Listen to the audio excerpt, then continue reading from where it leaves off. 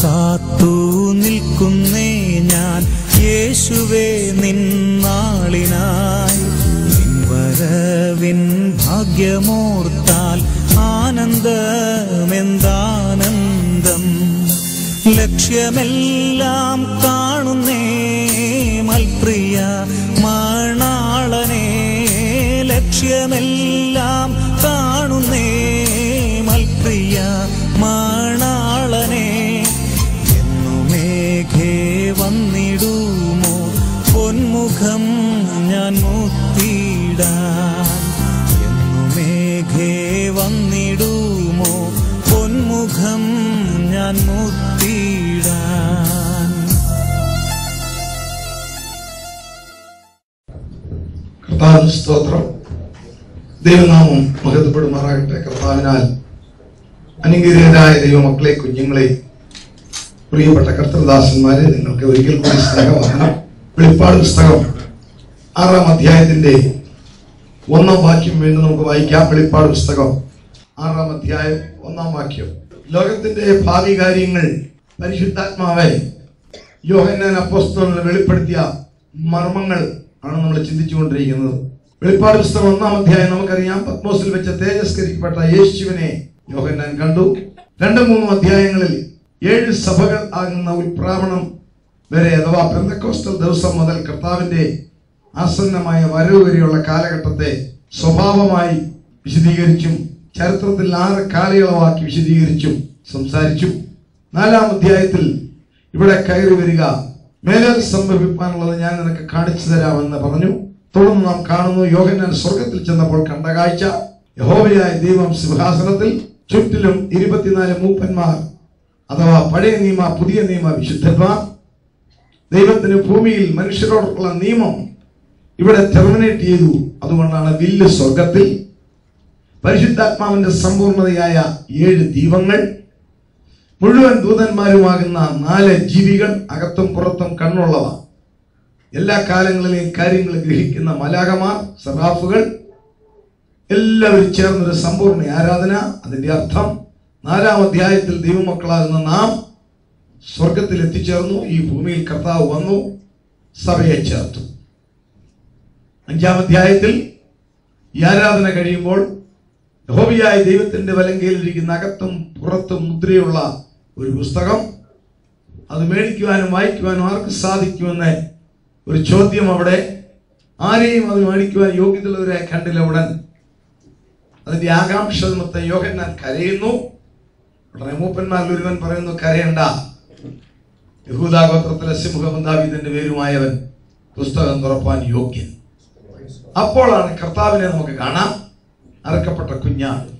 നാം പഴയ പഴയ നിയമത്തിലെ ദൈവ മക്കളാകുന്ന വിശുദ്ധന്മാരോടും ചേർന്ന് പാടും, കുഞ്ഞാടെ നീ അറക്കപ്പെട്ടു, നിന്റെ രക്തം കൊണ്ട് ഞങ്ങളെ വിലയ്ക്ക് മേടിച്ചു. അതിനുശേഷം കുഞ്ഞാടെ മുദ്രകൾ പൊട്ടിക്കുവാൻ തുടങ്ങുമ്പോൾ, റാപ്ചറിന് ശേഷം ഈ ഭൂമിയിലുള്ള നടപടികൾ സ്വർഗീയ നടപടികളാണ്. 1-ാം മുദ്ര പൊട്ടിക്കുമ്പോൾ ഒരു വെള്ളക്കുതിര, അതിന്മേൽ ഒരുവൻ വരുന്നു. അതാണ് നമ്മൾ ഇന്നലെ ചിന്തിച്ച ആന്റി ക്രൈസ്റ്റ്. എവിടെ നിന്ന് അവൻ വരുമെന്ന് പറഞ്ഞു. അപ്പോൾ ഒരു കാര്യം ഞാൻ സമയം തീർന്നുകൊണ്ട് പറഞ്ഞില്ലാതെ ഇന്ന് തുടർന്നുകൊണ്ട് പോവുകയാണ്. സ്ത്രീയുടെ യാതൊരു സ്വഭാവവും ഇല്ലാത്ത ഒരു സൃഷ്ടിയെ ശാസ്ത്രം രൂപപ്പെടുത്തിയെടുക്കുമ്പോൾ സയൻസ് ആന്റി ക്രൈസ്റ്റിനെ നിർമ്മിക്കുകയല്ല. അങ്ങനെ ആരും ധരിക്കരുത്. അവർ പുതിയ പുതിയ കണ്ടുപിടുത്തങ്ങൾ നടത്തുന്നു. അവർ നന്മയ്ക്കെന്ന് പറഞ്ഞ് നടത്തുന്നു. പക്ഷെങ്കിൽ വന്നു കഴിയുമ്പോൾ അത് തിന്മയ്ക്കായിട്ട് മാറുമെന്ന് മാത്രം. കാരണം ദൈവികമല്ലാത്തതെല്ലാം. ഹെൻറി പൊക്കാറോ 1897 ആറ്റം തിയറി കണ്ടുപിടിച്ചു. വസ്തുവിനെ ആറ്റമാക്കി മാറ്റാം. അതുവരെ അങ്ങനെ ഒരു തിയറി ആർക്കും അറിയാൻ മേല.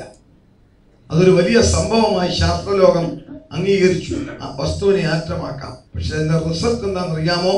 മനുഷ്യനത് തെറ്റായിട്ട് ഉപയോഗിച്ചപ്പോൾ ഇന്ന് ഈ ലോകത്തിൽ ജീവിച്ചിരിക്കുന്ന 700 കോടി ജനങ്ങളെ 2 മിനിറ്റ് കൊണ്ട് 12 പ്രാവശ്യം കൊല്ലത്തക്കവണ്ണം 200 ആറ്റമായുധം വന്നു കഴിഞ്ഞു. അമേരിക്കയിലെ അരിസോണയിലെ 2 ചെറുപ്പക്കാരായ റൈറ്റ് സഹോദരന്മാരുടെ അടങ്ങാത്ത ആശയായിരുന്നു പക്ഷികൾ പറക്കണമെന്ന് പോലെ പറക്കണമെന്ന്. തന്നിമത്ത് അവരാണ് പ്ലെയിൻ ഇൻവെന്റ് ചെയ്തെങ്കിൽ അത് മനുഷ്യർക്ക് പ്രയോജനമായി നിങ്ങൾ ഞാൻ ഉപയോഗിക്കുന്നെങ്കിലും അതിന്റെ പുതിയ തലമാണ്. ഒരു ഭൂഖണ്ഡത്തിൽ നിന്നും ഒരു ഭൂഖണ്ഡത്തിലേക്ക് അയക്കുന്ന ഇന്റർ കോണ്ടിനെന്റൽ മിസൈൽസ്.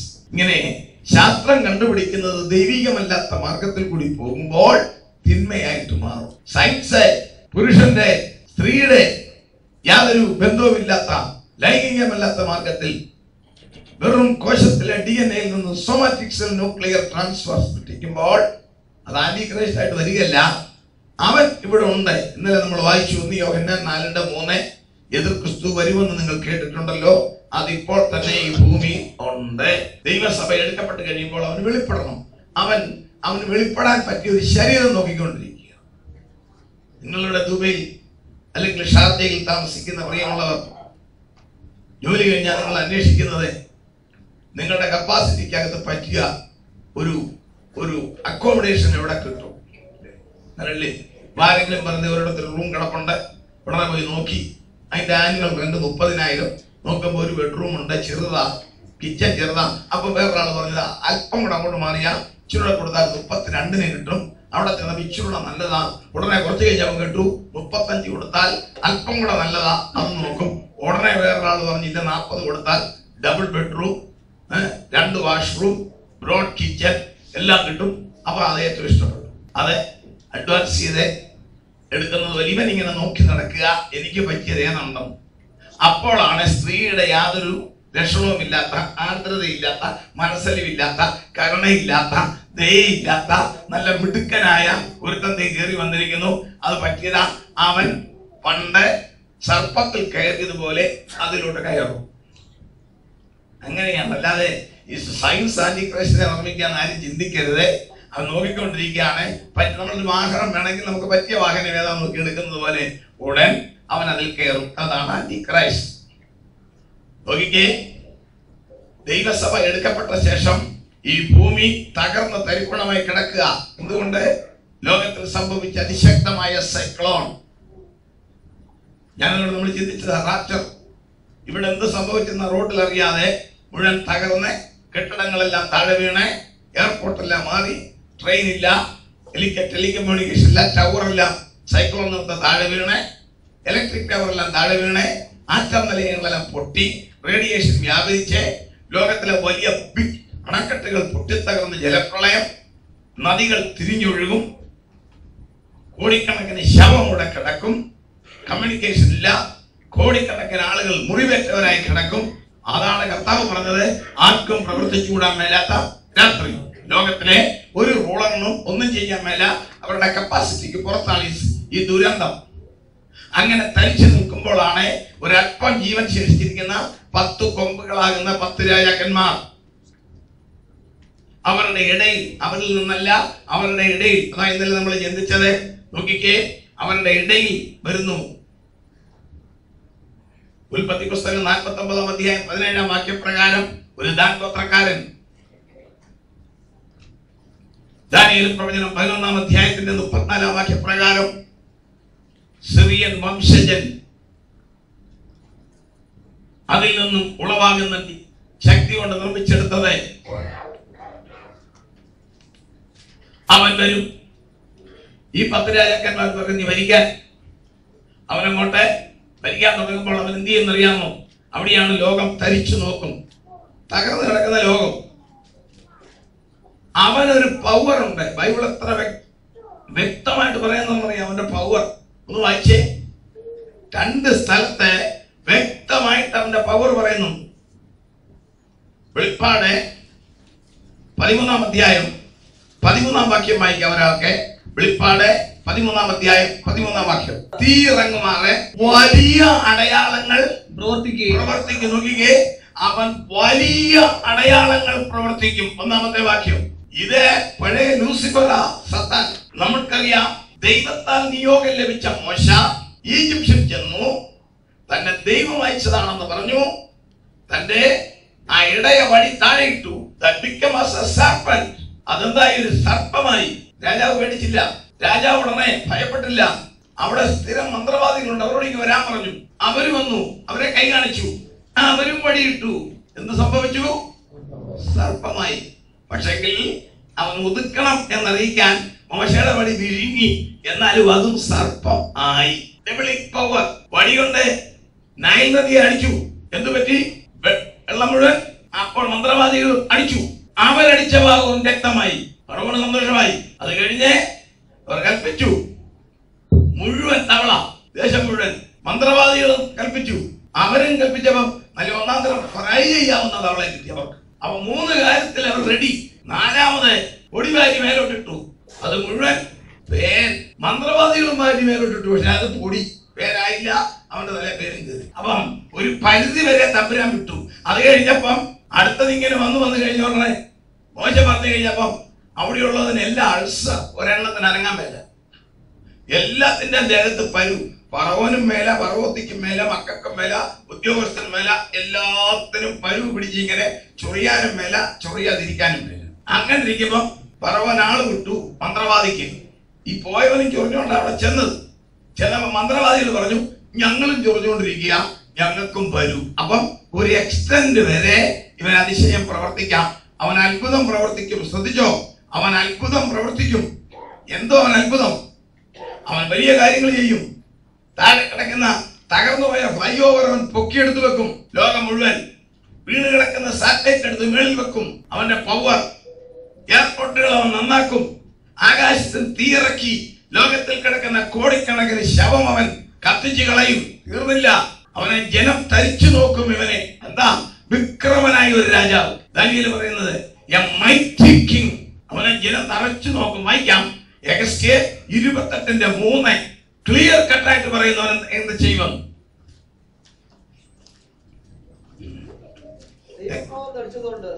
നീ ദാനിയേലിലും ജ്ഞാനിയല്ലോ. നീ ദാനിയേലിലും ജ്ഞാനിയല്ലോ. അടുത്ത വാക്യം, നീ അറിയാതെ വണ്ണം മറച്ചു വെക്കാവുന്ന ഒരു രഹസ്യവും. There is no secret. ഇവനാരാ? തേജസ്സോടെ നിന്ന ദൂതന. സകല ടെക്നോളജിയും അവൻ അറിയാം. ഇന്നത്തെ IT, BT, ND എല്ലാം അവന് കാണപ്പെடும். അവൻ അക്കാര്യത്തിന് എടുക്കാൻ. ഞാനൊന്ന് ഉച്ചയ്ക്ക് ഭക്ഷണം കഴിക്കാൻ പോയ സ്റ്റീവൻ ബ്രദറിന്റെ വീട്ടിലാണ്. സ്റ്റീവൻ ബ്രദറിന്റെ മോൻ ബ്ലസൻ എന്നോട് നല്ല അടിപൊളി ചോദ്യം ചോദിച്ചു. ലോകത്തിലെ ഏറ്റവും വലിയ കൺട്രി ഏതാണെന്ന് ചോദിച്ചു. പുള്ളി 2 കൺട്രിയുടെ പേരും പറഞ്ഞു. നോക്കിക്കേ, അതൊരു ജ്ഞാനം. ഇവനെ ഭയങ്കര ജ്ഞാനമാണ്. അപ്പോൾ information technology, biotechnology, nano technology ഒക്കെ നമുക്ക് വലുതാ. അവനൊന്നുമില്ല. അവൻ ഈ ടെക്നോളജി എല്ലാം ഇറക്കും. അപ്പോൾ മനുഷ്യർ പറയും, ഇവൻ ഒരു അസാമാന്യ പുള്ളി, അവൻ ദൈവമാകാൻ പോവുക. പരിശുദ്ധാത്മാവില്ലാത്ത ലോകം. ഹോളി സ്പിരിറ്റ് മാറി, പരിശുദ്ധാത്മാവില്ല. ദാനിയേൽ 9:27 എടുക്കണ്ട, ഞാൻ പറഞ്ഞോളാം. അവൻ 3 കൂട്ടരോട് ഉടമ്പടി ചെയ്യും. നമ്മൾ ചിന്തിച്ചതാ. ആരോടൊക്കെയാ?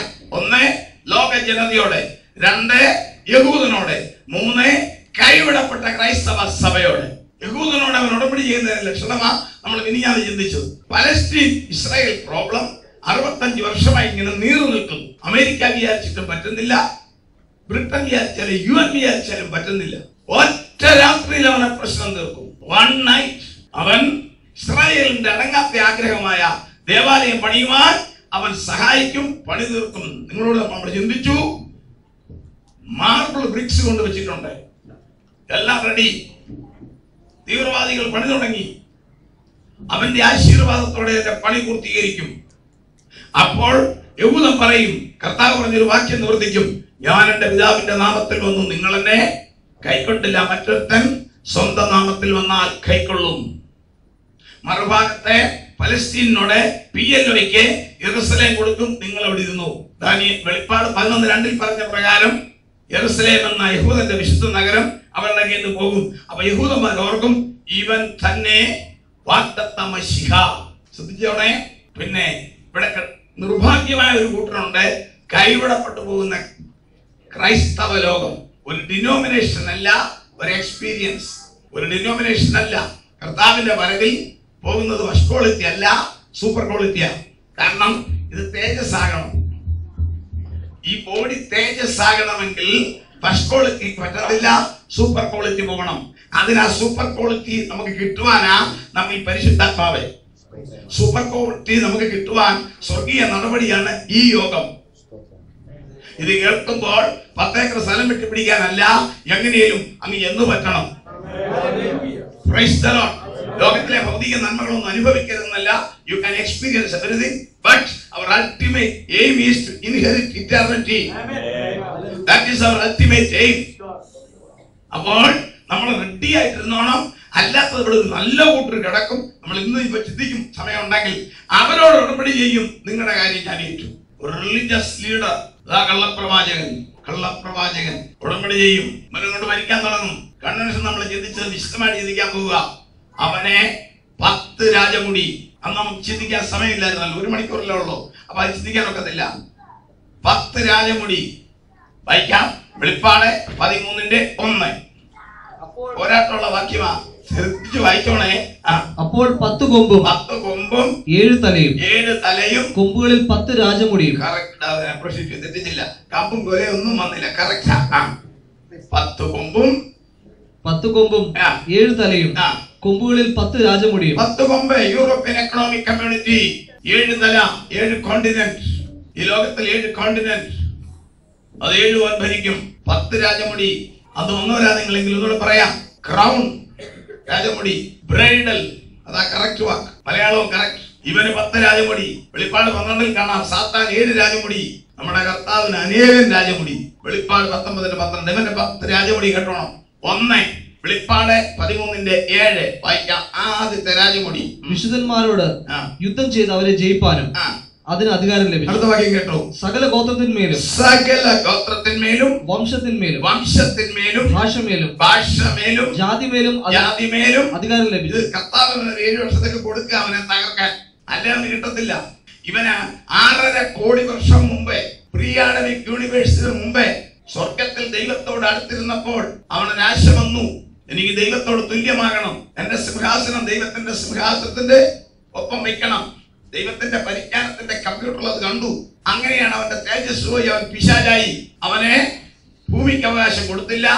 അവനെ പ്രപഞ്ചത്തിൽ തട്ടിയിട്ടു, വിസ്കോസിറ്റി. എന്നാൽ ആദാം ശ്രദ്ധിച്ചില്ല. അവൻ ഏതും തോട്ടത്തിൽ കയറി. തോട്ടം കാക്കണം ആദത്തിന് കൊടുത്ത ജോലിയാ. എന്താ? Somebody outside. ഇവൻ കയറി. അന്ന് മുതലുള്ള അവന്റെ ആശയാണ് ഈ ലോകത്തിൽ രാജാവാകണം. അതാണ് നമ്മൾ ചിന്തിച്ചത്. നോഹ ശപിച്ച ഹാമിന്റെ കൊച്ചുമകൻ, ഹാമിന്റെ മകൻ കൂശിന്റെ മകൻ ദിമ്രോത്ത് ആദ്യം സാമ്രാജ്യം ഉണ്ടാക്കി. ഉൽപ്പത്തി 10:10 കാണാം. 4-5 സ്ഥലം. ബാബേൽ, ഏറെക് എന്ന് പറഞ്ഞ 4 സ്ഥലം കാണാം. അതിന്റെ തുടർച്ചയാണ് സാമ്രാജ്യങ്ങൾ. ഇവന്റെ കയ്യിൽ മുഴുവൻ ലോകവും കിട്ടും. അതിന്റെ അടയാളമാണ് ഇന്ന് നിറഞ്ഞു നിൽക്കുന്ന globalisation, new world order, new government, global village. ഈ ചിന്തകളെല്ലാം മനുഷ്യരുടെ അകത്ത് വന്നിട്ട് അവരെ ഇലക്ട്രോണിക് സംവിധാനത്തിന്റെ സഹായത്തോടെ എല്ലാം ഒന്നായി. World Trade Organisation, world universal money transfer, എല്ലാം ഒരു ആഗോളവൽക്കരണത്തിന്റെ ചാനലിൽ കൂടി നമ്മൾ പോയിക്കൊണ്ടിരിക്കുക. നമ്മളൊന്ന് ചിന്തിച്ചതാ, സ്വർഗത്തിലുള്ള നിർണയമുണ്ട്. ലോകസ്ഥാപനം മുതൽ ഒരു ദൈവരാജ്യം. എന്റെ പിതാവിനെ അനുഗ്രഹിക്കപ്പെട്ടവരെ വരുവീൻ, ലോകസ്ഥാപനം മുതൽ നിങ്ങൾക്കായി ഒരുക്കിയ രാജ്യം. മത്തായി 25:34 സ്വർഗത്തിലെ ഡിസിഷൻ ഇതവൻ കണ്ടു. ഇവിടെ ഒരു ദൈവരാജ്യം വരുമെന്നും നിങ്ങളും ഞാനും ഈ ലോകത്തിൽ രാജാക്കന്മാരായി ഭരിക്കുമെന്നും നമ്മുടെ കർത്താവ് രാജാക്കന്മാരുടെ രാജാവായിട്ടിരിക്കുമെന്ന് അവൻ അറിയാം. അത് നിമിത്തമാണ് അവൻ വൺ വേൾഡ് ഗവൺമെന്റ്, ലോകം മുഴുവൻ അവന്റെ കയ്യിൽ വരും. അവന്റെ 1ാമത്തെ രാജമുടിയെ കുറിച്ച് നമ്മൾ ധരിച്ചു. പെൺകുഞ്ഞുങ്ങളുടെ വിവാഹം ഉറപ്പിച്ചു കഴിഞ്ഞാൽ കല്യാണത്തിന്റെ തൊട്ട് മണിക്കൂറുകൾക്ക് മുമ്പ് മാത്രം മേടിച്ച് വെക്കുന്ന ഒരു സാധനം, അത് കല്യാണ ദിവസം മാത്രം എടുത്ത് തലയിൽ വെക്കും. അതിന് മുമ്പും കൊണ്ടു നടക്കുകയില്ല. അതാണ് രാജമുടി. അപ്പോൾ ഇവന്റെ രാജമുടി 10ഉം തയ്യാർ. എങ്കിലാണെങ്കിൽ വന്നാൽ മതി. 1ാമത്തെ രാജമുടി വൺ വേൾഡ് ഗവൺമെന്റ്. ഏത് പേപ്പറിൽ നോക്കിക്കോ, ഏത് രാജ്യത്തിൽ ചെന്നു ഗ്ലോബലൈസേഷന്റെ മണം കാണാം. അതിന്റെ മുന്നോടിയാണ് ഗാട്ട് കരാർ തുടങ്ങിയ സകല കരാറുകളും വെച്ച് ലോകരാഷ്ട്രങ്ങൾ, യുണൈറ്റഡ് നേഷൻസ് അതിനെ വളരെ പ്രോത്സാഹിപ്പിക്കുന്നു. ഒരു വൺ വേൾഡ് സിസ്റ്റത്തിലേക്ക് വരുവാൻ ലോകത്തിലെ എല്ലാ ബുദ്ധിജീവികൾക്കും ആഗ്രഹം വന്നു. അതിന്റെ നിവൃത്തിയാണ് ഇവൻ 1ാമത്തെ രാജമുടി. 2ാമത്തെ രാജമുടി അന്ന് ലോകത്തിലെ മുഴുവൻ ആളുകളെ കൺട്രോൾ ചെയ്യാൻ പോവുക. ലോകത്തിൽ ജീവിക്കുന്ന സകല ആളുകളോടും അവൻ അവരവരുടെ ഭാഷയിൽ സംസാരിക്കും. നമ്മളത് ചിന്തിച്ചതാ. ചിന്തിക്കാത്ത കാര്യങ്ങൾ എപ്പോഴും ലാമിനേറ്റ് ചെയ്യാം. ചിന്തിച്ചൊന്ന് ഓടി പറയാം. അതാണ് വെളിപ്പാട് 13:5 പറയുന്നത്. വമ്പും ദൂഷണവും സംസാരിക്കുന്ന നാമം അവന് ലഭിച്ചു. അത് ലോകത്തിന് മുഴുവൻ ഗ്രഹിപ്പിക്കാനാണ് ഇന്ന് കണ്ടുപിടിച്ച് വെച്ചിരിക്കുന്ന വോയിസ് ട്രാൻസ്ലേറ്റർ. അത് ഈ ടേബിളെ കൊണ്ടുവച്ച് ഓൺ ചെയ്തിട്ട് ഇവിടുത്തെ ആംപ്ലിഫയറിലോട്ട് കണക്ഷൻ കൊടുത്താൽ എന്റെ ഈ മലയാളം എന്റെ സ്വരത്തിൽ 215ഓളം ഭാഷകളിൽ തത്സമയം ലോകം മുഴുവൻ പ്രക്ഷേപണം ചെയ്യാം. ഇതൊന്നും ചെറിയ കാര്യങ്ങളല്ല. ഒരു ഇന്റർപ്രറ്റർ വേണ്ട, ആരും പരിഭാഷപ്പെടുത്തണ്ട. ഞാൻ ഈ പറയുന്നത് എന്റെ ശബ്ദത്തിൽ ലോകത്തിലെ ഭാഷകളിൽ ലോകം മുഴുവൻ തത്സമയം പോകത്തക്കവണ്ണം ഇതൊന്നും ഒരുക്കുന്നു. അവൻ യെരുസലേമിൽ ഇരുന്നു കൊണ്ട് സംസാരിച്ചാൽ കോട്ടയത്തോ നൈജീരിയയിലോ അല്ലെങ്കിൽ വേറൊരു രാജ്യത്തോ ഒരു ഗ്രാമത്തിലോ ഉള്ള ആളുകളോട് അവൻ നേരിട്ട് സംസാരിക്കും. പമ്പും ദൂഷണവും. 3 അല്പ കട്ടിയ ലോകത്തിൽ ജീവിക്കുന്ന സകല ആളുകളുടെയും സംസാരം അങ്ങോട്ട് സംസാരിക്കുക മാത്രമല്ല, സകല ആളുകളുടെയും സംസാരം അവൻ കേൾക്കും. He will listen whole conversation. 1 2 സകല ആളുകളെയും അവൻ അടിമയാക്കും. വെളിപ്പാട് 13:10 ഒന്ന് വായിക്കാം. വെളിപ്പാട് 13:10. അടിമയാക്കി കൊണ്ടുപോകുന്നവൻ അടിമയായി പോകും. എങ്ങനെയാകും?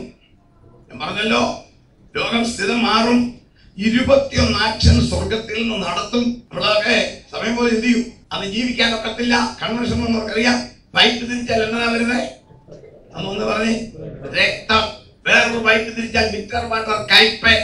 ഇതെല്ലാം കൂടെ കുടിച്ച് അതിനകത്ത് ചായ കിട്ടുമ്പം തകർന്നിരിക്കുമ്പോഴാണ് കഥ തുറക്കുമ്പോൾ ഒരെണ്ണം കയറി വരുന്നത്. എന്നത് അന്നൊന്നൊരു പറഞ്ഞേ, പച്ച വീട്ടിലെ കാശ ഐശ്വര്യ കയറി വരുന്ന ഏതാ?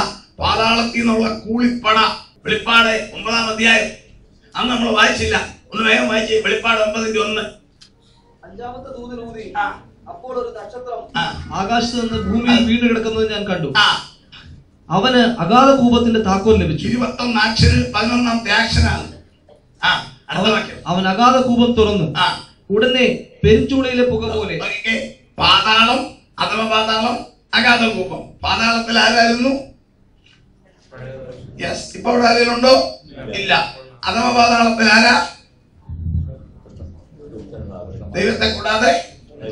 യെസ്. അഗാധ കൂപം, ബോട്ടംലെസ് പിറ്റ് ആരാ? ആരാ? യെസ്. പാപം ചെയ്ത ദൂതന്മാർ. അതാ 2 പത്രോസ് 2:4. പാപം ചെയ്ത ദൂതന്മാരെ അവിടെ അടച്ചിട്ടത് കുപ്പൂസും പൊറോട്ടായും അല്ല കൊടുക്കുന്നത്. അവരെ ദണ്ഡിപ്പിച്ചുകൊണ്ടിരിക്കുക. പാപം ചെയ്ത ദൂതന്മാരെ ദൈവം ആദരിക്കാതെ അന്ധതമസിന്റെ ചങ്ങലയിട്ട് അഗാധ കൂപത്തിലാക്കിയിരിക്കുന്നു. അവിടെ അവരെ ദൂതന്മാരെ ദണ്ഡിപ്പിച്ചുകൊണ്ടിരിക്കുന്ന കുറച്ച് പുള്ളികളുണ്ട്. വായിച്ചേ. വെളിപ്പാട് 9:10 വായിച്ചേ. വെളിപ്പാട് 9:10. തേളിനുള്ളതുപോലെ വാലും വിഷമുള്ളും ഉണ്ട്. അടുത്ത വാക്യം. മനുഷ്യരെ 5 മാസം ഉപദ്രവിപ്പാൻ അതിനുള്ള ശക്തി വാലിലായിരുന്നു. അടുത്തത്. അഗാധ ദൂതൻ അതിന് രാജാവായിരുന്നു. അടുത്ത വാക്യം. അവന് എബ്രായ ഭാഷയിൽ അബദ്ദോൻ എന്നും യവന ഭാഷയിൽ അപ്പല്ലുവോൻ. യവന ഭാഷ ഗ്രീക്ക് അപ്പല്ലുവോൻ. അവൻ ആരാന്നറിയാമോ? പാപം ചെയ്ത ദൂതന്മാരെ ദണ്ഡിപ്പിച്ചുകൊണ്ടിരുന്ന പ്രത്യേക പുള്ളി. അവന്റെ നേതൃത്വത്തിലാണ് ഒരു കൂട്ടർ ഇങ്ങോട്ട് വരും. 21 ആക്ഷനാണ് സ്വർഗത്തിൽ നിന്നും മഹോദ്രവത്തിൽ. അതിൽ 11ാമത്തെ ആക്ഷൻ ആയിരിക്കും ഇത്. അത് വന്ന അതാണ് ദൂരം വരുമ്പോൾ വിട്ടുകളി. കുറച്ചു വരുമ്പോ ഒരു പുരുഷൻ, പിന്നെ വരുമ്പോ ഒരു സ്ത്രീ, കുറച്ചുകൂടെ അടുത്ത് വരുമ്പോ സിംഹം ചീറ്റുന്ന പോലെ ചീറ്റും. വാല് തേളിനുള്ള മുള്ള. അത് കുത്തിക്കൊണ്ടിരിക്കും. ഞാനൊന്ന് പറഞ്ഞതാ. ബാത്റൂമിൽ പോയാൽ കൂടെ വന്നിരിക്കും. ഒരു പണിയും നടക്കുകയില്ല. ബെഡ്റൂമിൽ ചെന്ന ഭാര്യ ഭർത്താവും മക്കളുമല്ല, ഇവൻ വന്ന് കിടക്കും. കുത്തേ. കിച്ചണിൽ പോയാൽ കുത്തും. അന്നേരം ഈ കുത്തും ചോര കൊണ്ടുള്ള ചായയിടിയിലും എല്ലാം നിമിത്തം പറയും, അന്ന് ആ എലിയങ്കാരി ക്ലാസ് നടത്തിയപ്പോ പോയിരുന്നെങ്കിൽ ഇത് അനുഭവിക്കത്തില്ലായിരുന്നു എന്ന് പറഞ്ഞിട്ടുണ്ടെങ്കിൽ തത്സമയം അവനതറിയും. ഏത് കോണിലിരുന്ന് സംസാരിച്ചാലും അറിയും. ക്ലാസ് കഴിയുമ്പോ താല്പര്യമുള്ളൊരു പേഴ്സണലായിട്ട് വന്നാൽ പറയാം. അതിന്റെ ടെക്നോളജിയുടെ രഹസ്യം ഒന്ന് പറയാം. Laser listening devices. Mobile tower പോലൊരു ടവറാണ് ചില രാജ്യങ്ങൾ കണ്ടുപിടിച്ചിരിക്കുന്നതാണ്. അതിനകത്തുനിന്ന് ലേസർ ഇങ്ങനെ വന്നുകൊണ്ടിരിക്കും.